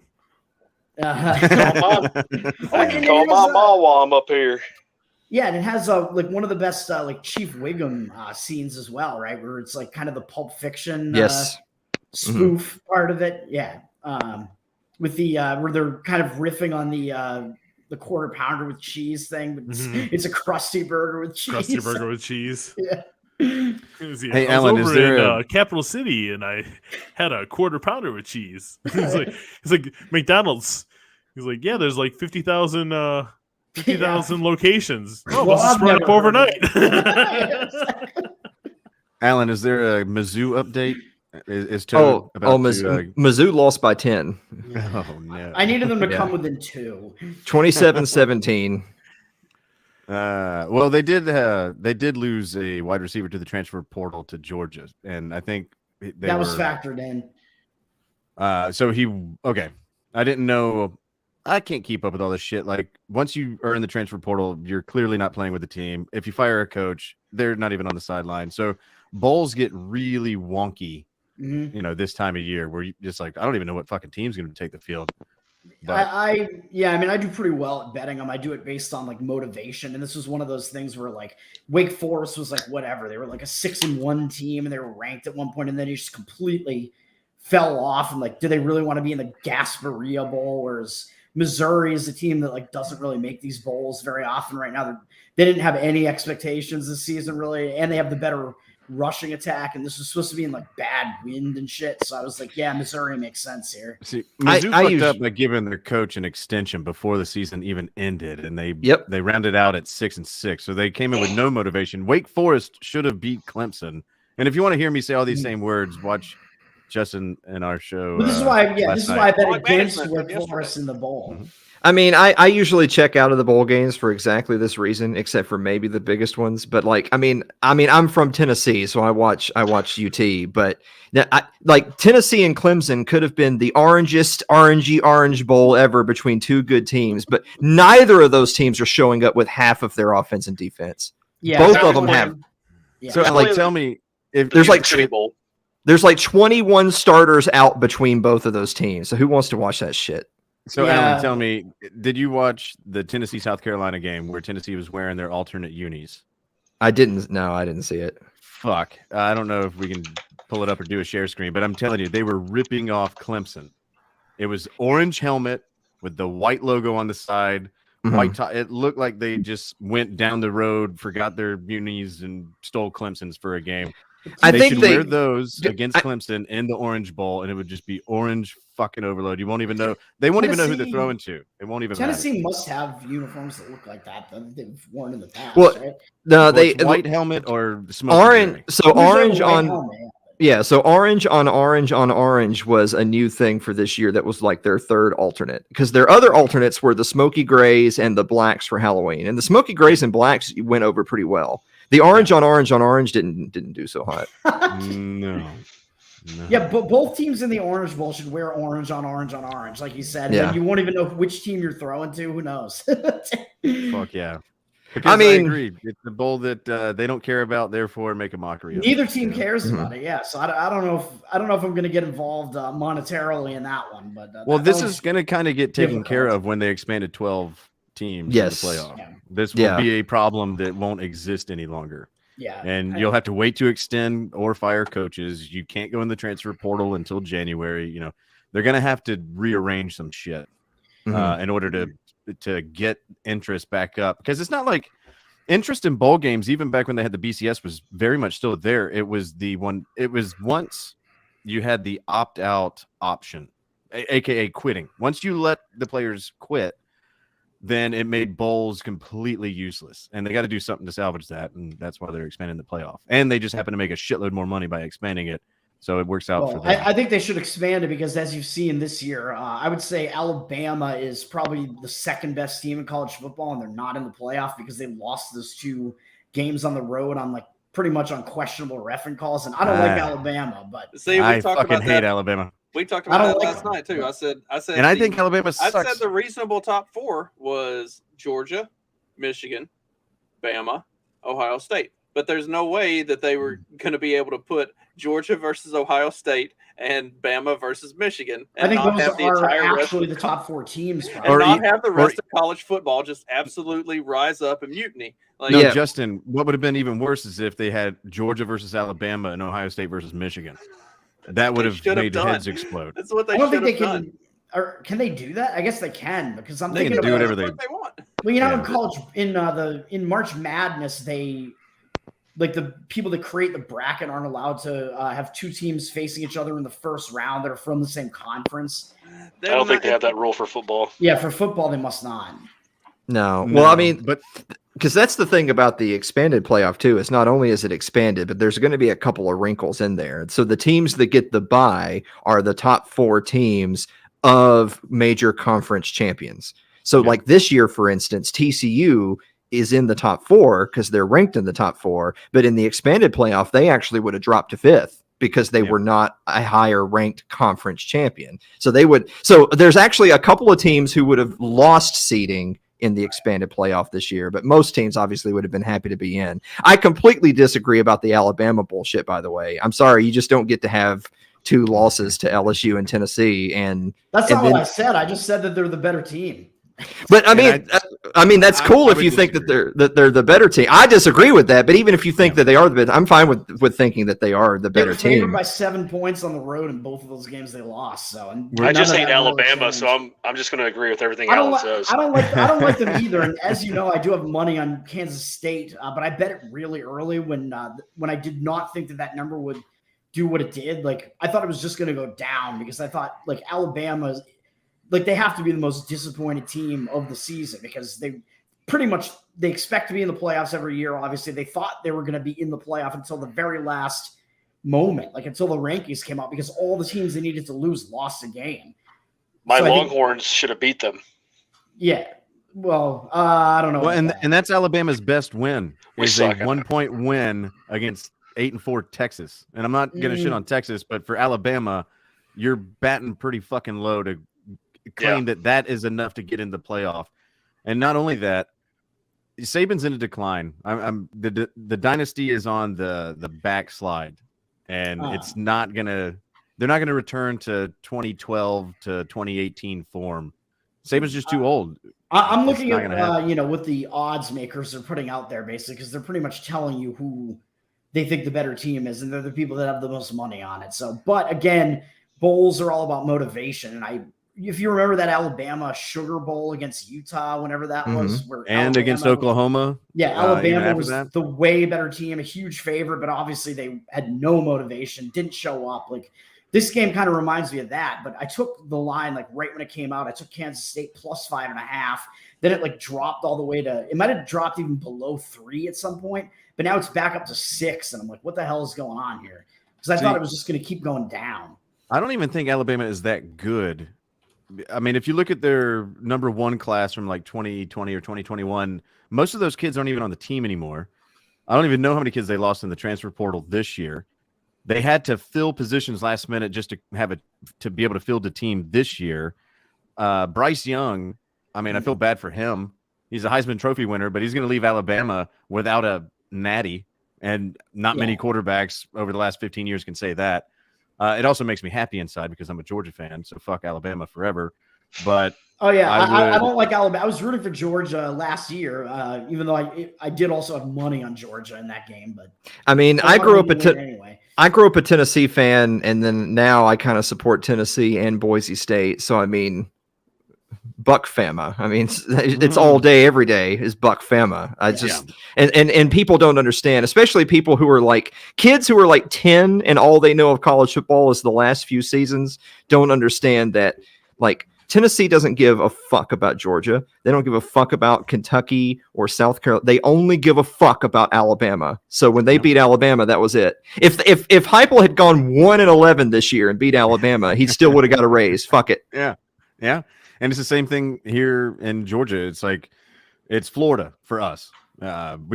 We have to beat Florida, and also you just can't lose to Georgia Tech because they're not even a football program. But it's Florida has been so insignificant for so long, uncharacteristically, that it's Alabama. It's like, all right, well, if we have a team that's good enough to go to the SEC championship or make a postseason run, and it's constantly Alabama that's staring us in the face and ripping our heart out in the last second. All right, well, I now fucking hate you. Like, I don't even give a shit about Florida anymore. You know, they're 6-6, losing by 4 touchdowns to Oregon State. Fuck them. They're not even relevant to the conversation. That was, Florida. Yeah, I mean, I think the way the season started, like Florida was ranked and they had Richardson or whatever coming in there, quarterback, and people were like, Florida's going to be good again. And then, no, that didn't happen at all. I think that they just didn't show up at all. They were going out to Vegas. They were going to party, and Oregon State, I think, was more excited to actually be in that game, and it showed. And they just won it easily. There was a time recently where conference records and bowl games actually carried some pride with it. And the teams would go out to represent the conference, and it's me. Florida didn't give a flying fuck. No, they did not. Well, I mean, there's still that to the extent of it's. I mean, I'm sorry, I hate to be a homer, but it's SEC and everybody else. Other teams, if they're matched up against an SEC team, they want to win because then they'll say that we beat an SEC team. So if you are an SEC team who just doesn't make the trip, you're a fucktard. 100%. Right. Because they're gunning for you. It's their Super Bowl. I'm sorry, like Missouri tonight. I mean, I don't know. Maybe they were playing their heart. I mean, they were only a 6-6 team, but still. I don't think people even remember that Missouri is an SEC team because, like, really? Yeah, I was going to mention, somebody had mentioned Oklahoma, and I was like, as a Boise State fan, none of my friends knew who Boise State was in 2007. So when they beat Oklahoma in the Fiesta Bowl, they all thought that I was a fucking savant. That's like, yeah, guys, I just knew this team was going to be good. But I actually did know this team was going to be good because I was watching late night Thursday football because they were playing in the WAC, and this was smart. Their AD knew they would be the only people on television, so that's when they scheduled their fucking games. And I was like, Those late games were amazing. dude, I'm getting to watch Boise State every week. This is so fucking cool. I can't even watch UT every fucking week, but I can watch Boise State. Watching Hawaii with Colt Brennan. Those late small conference West Coast games, that was the shit, man. I hated Hawaii. I thought they were such a joke, and then didn't they get destroyed by Georgia? Yes, they did. Yeah, they did. But Hawaii's playing against competition. Like, that it was fun to watch. Well, that year Georgia was pissed. That year Georgia was pissed that they weren't considered for a BCS championship because we lost to Tennessee that year, I believe. And South Carolina, I think. But either way, some very retarded losses that kept us out of it. And so we came into the game pissed as shit. But I got to give Boise State credit because they pulled a Ted Turner where Ted Turner was like, fuck it, I'll just create I'll put the Braves on TBS. I'll buy that team, put them on my channel, and put it across the nation. Now everybody's a Braves fan. Yeah. And that's what they did on ESPN. They're like, fuck it. However, I mean, I've had people ask me all the time, like, how'd you get into Boise State? Like, you're from Tennessee, everyone around you's a UT fan. I mean, and I watch UT. That's cool. And by the way, I call them UT because I know that all the intellectuals in this room know that UT is in Knoxville, not fucking Texas. But anyway, not Austin.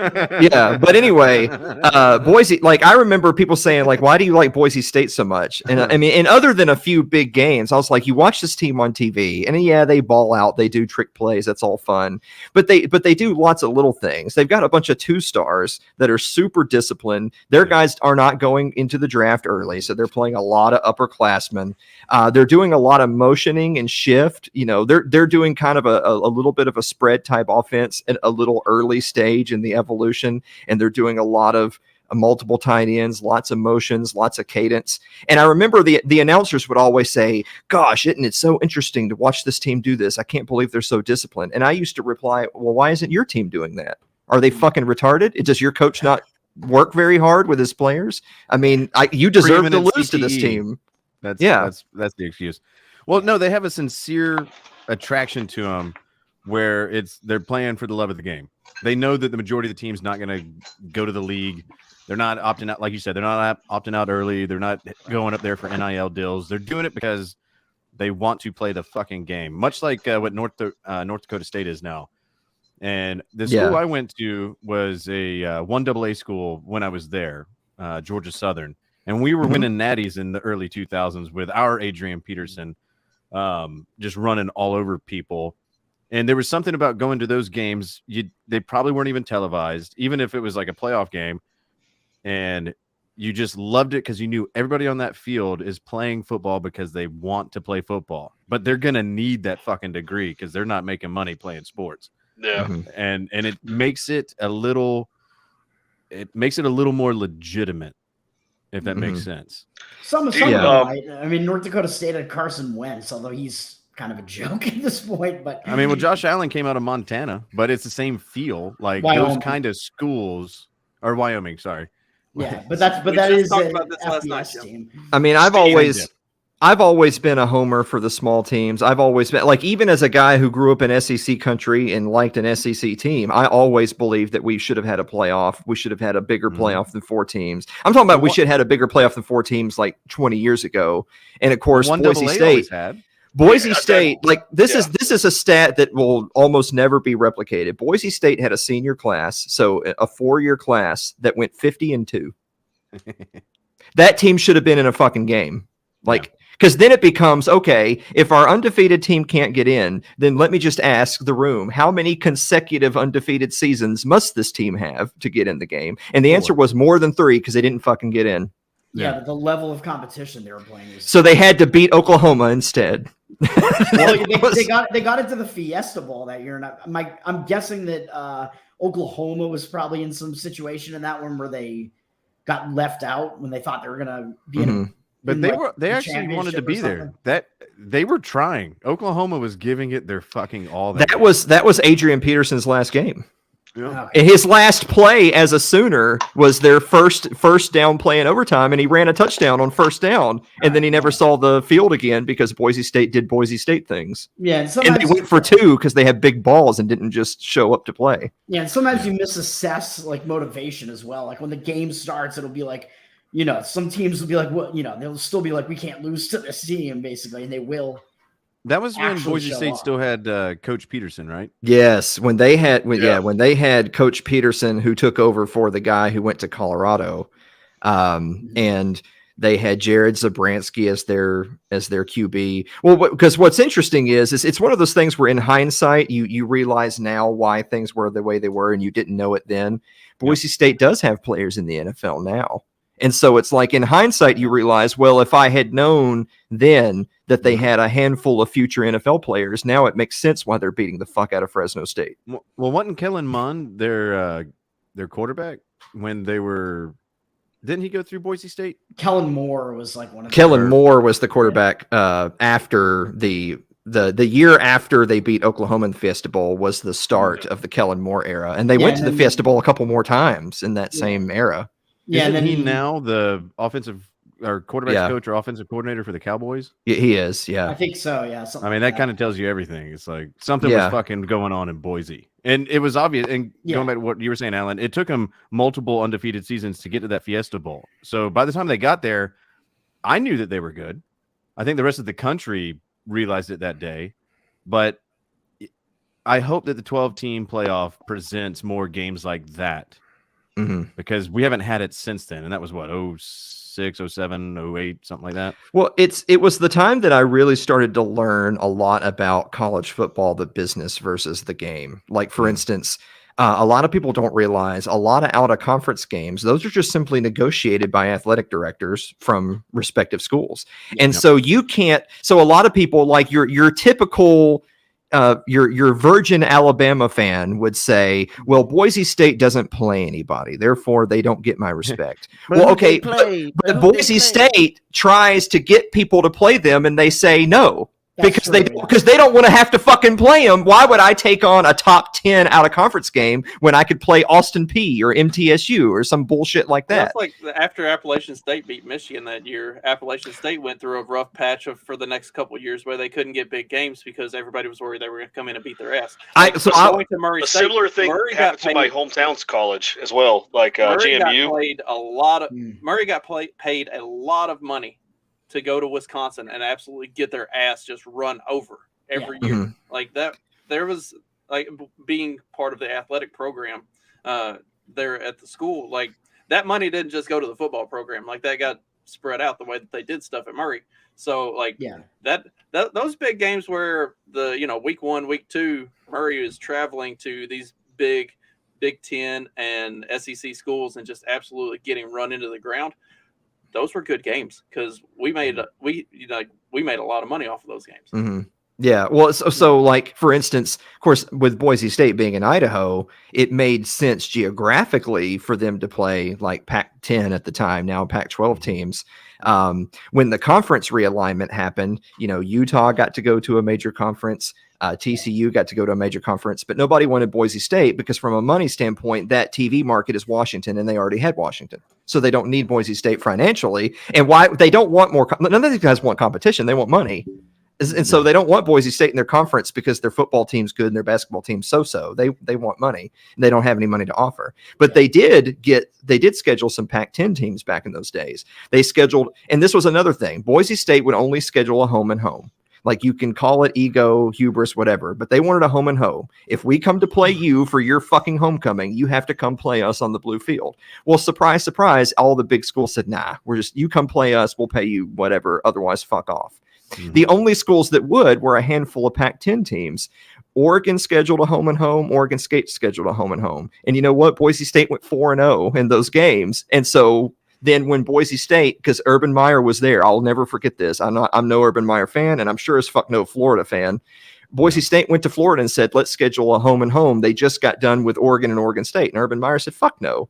And I understand Urban Meyer's thinking, why would I take on additional risk? I just need to get through the SEC, and I get an automatic ticket to the to the dance. So I'm not going to play Boise State. But just the argument I'm making is that the system is set up that way. So it's not Boise State doesn't play anyone. It's no one will play them and they can't get out of their conference. Yeah, well, and speaking directly to that, not a home and home, but Georgia played Boise State in Atlanta, which was basically a home game for Georgia to open the season, I think in 2010 or 2011.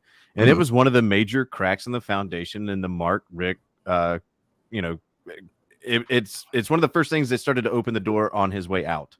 Yes. I was going to say they played twice. Georgia beat Boise State handily earlier, like in the decade. And then when they rematched in the Chick-fil-A game or whatever, Boise State beat them. And then it was like, oh, well, because it did two things. One, it hurt Mark Richt. And two, it told everyone else, don't schedule Boise State. Fuck that. Well, and if you look at Nick Saban, he's openly admitted and said it's part of his strategy. He does not take out of conference road games. And the Texas game this year is exactly why. Even if you want to say Alabama is one of the 4 best teams in college football this year, you may or may not be correct. I think overall it was a down year for college football. I don't think there's any you take whoever wins the Natty this year and just let them face the 2019 LSU team or the 2012 Alabama team. They're getting smoked. They're getting fucking boat raced. This is just a down year for college football. But even if you think Alabama is one of the 4 best teams, they had a 1-point win on the road to Texas.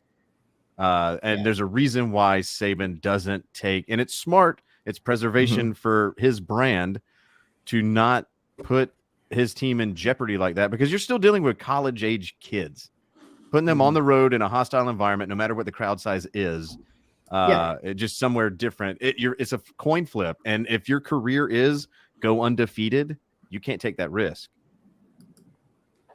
Yeah. I mean, like I said, I totally get it, but this is also just more fuel on the fire of this is why you have to have an expanded playoff, because then there's no excuse for a team not to go in and do 100% with, say, a Boise State or what is it, Tulane this year? Tulane would have been like there's no reason for those teams not to go all the way with someone like Tulane this year if it was an expanded playoff. This year, I'm pretty sure. Yeah, I already have money on Tulane in that one. So oh shit! See, I knew Toad was smart. Don't listen to anything I just said about his Mizzou pick. Again, it's motivation. Like I think USC pretty much thought they might be able to get in, and they were in the top 4 towards the end there, and then they lost the Pac-12 championship, and that was kind of it. I think Tulane, this might be their biggest game in team history, right? Pretty much. Yeah, probably since the 70s. The motivation is on the Tulane side in that one, I would have to say. Tulane's well coached. Their old coach is a former coach at Georgia Southern. Georgia Southern's is one of those mid majors or whatever that coaches come to build their brand to get hired on by a bigger program, and that's what Tulane has. So they have a solid coach. He's not a show pony like Lincoln Riley, so they could easily go in there and upset some Trojans. The line was sitting at 2.5. I don't know if it ever hit 3, but I took the 2.5. Obviously it would have been better if there was a 3 and I took it, but the 2.5, it just looks like why would they put the line at 2.5? Everybody's going to bet USC. So at 2.5. I just have to ask, because he looks depressed over there. Justin, what's Mississippi State going to do now, buddy? What are we doing? I bet on them too. They put the head assistant in charge. I think he'll be okay. I'm not. But I mean, next year, what are we doing? Next year, yeah. I don't know. Stay away from Todd Monken, you fuckers. But Mississippi State, I want to keep him as my OC until Kirby retires. Yeah, but it's probably going to take a couple years to figure out what direction the team is going to go with that kind of an unexpected loss. They should hire Butch Jones. Yeah. In the bowl game, brick by brick. I think that the Mike Leach death, I think, is a huge motivator in this bowl game this year. I think they're going to want to show up and win for him. You know what I mean? I fucking hope so. He deserves it. I took Mississippi State +1, and the line was at 2 before the death happened, and then of course immediately it dropped to 1. But I expect Mississippi State might actually be favored by the time the game actually happens. I don't understand why either team would be motivated in that game outside of the death situation, because I think it's a bowl game that's after the playoff games happen. Yeah. Like it's in that no man's land between the New Year's Bowls and the championship. Second, I think. Yeah, like who's gonna even be watching that game? Like, Fuck, I will be. It's a day off for me. I'll be watching that shit. Oh, Well, yeah. I'm and there's off a that there's day as a well, yeah. But there's a track record here where, like, I'll never forget as a Falcons fan. I was born into it. I didn't choose it. This is how this works, by the way. But I'm a Falcons fan, lifelong, and I'll never forget the first game in the Superdome post Katrina against the fucking Saints, and they played like undefeated Super Bowl champ. They played like the 72 Dolphins on our ass, almost like it was predetermined. But they were motivated. They were representing more than just the logo on their helmet. They were representing the whole fucking city, and wanted to prove that W really didn't care about black people. And so, in a way, the Saints proved Kanye right. And nah. you would think that would make me like the Saints, but I can't get over that hump. Yeah. I think that's a good spot to wrap up. Right. Let's wind it down. We've been going for 3 hours. Who's they though? We have covered everything from They. COVID to television, Christmas movies, sports ball. We have done it all tonight. We got really niche. Yeah, I think. Yeah. We covered this. Yeah. Can that be the thumbnail for the Christmas video? Well, that was already covered. We talked about everything except Christmas, actually. Pretty much. Hey, No, we talked about Christmas episodes. We're good. this is you guys should come to my live show next year. I'll take everyone on a tour. You know, this was started 40 minutes down the street from where I live in Pulaski, Tennessee. So I wanted to come because I don't live that far from you, but we went to Florida, went to the beach instead. Oh, son of a bitch. Everybody, The date didn't line up right. Sorry. Yeah, well, Alan even has the late night show look there, like completely down. So because I quit doing a libertarian podcast like 3 years ago. I started doing a late night show because libertarian podcasts are gay. I like your show, man. Been following you for a while now. Yeah, well, thank you. I appreciate it. I'm so glad that I could be here so Justin can platform me and my racist views. You can always go sell my coffee if you want. I'll platform you. Your show was normally the gold I don't normally standard back in the platform day, right? racism on this Yeah. show. I save that for the morning show. But Nobody has said the gold standard in so long now. The gold standard was back when I did respectful things and I had people like Ron Paul and Jeff Deist and Lou Tom Rockwell, Woods on, Tom Woods. Well, Tom Woods has been on It's Too Late, so don't let that weasel fuck get away from that. But no, we used to have respectful shit on the gold standard, and then from between episode 94 to 95, it morphed into check this out, faggots, and it's never been the same since. So it morphed into my podcast. Then is what you're saying. But for some reason, Tom Woods still comes on though, but not Ron Paul. So I'll let you decide what that means for yourself. Tom's a G. Tom's pretty cool. everybody, give your plugs. Speaking of which, be sure to show up for Alan's live show next year. That was a lot of fun.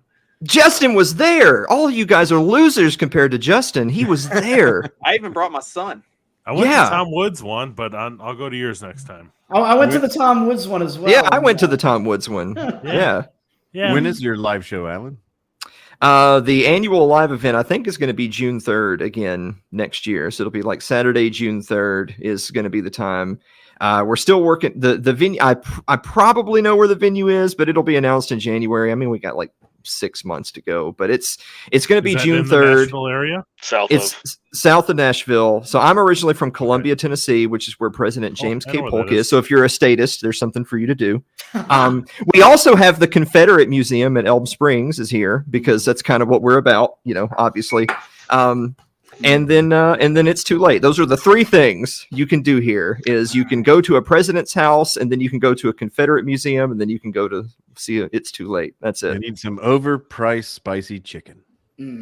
Yeah, it's Polk is one of the presidents who expanded the territory of the U.S. the most, isn't he? Yeah. He didn't care for brown people. Weird thing about us down here. I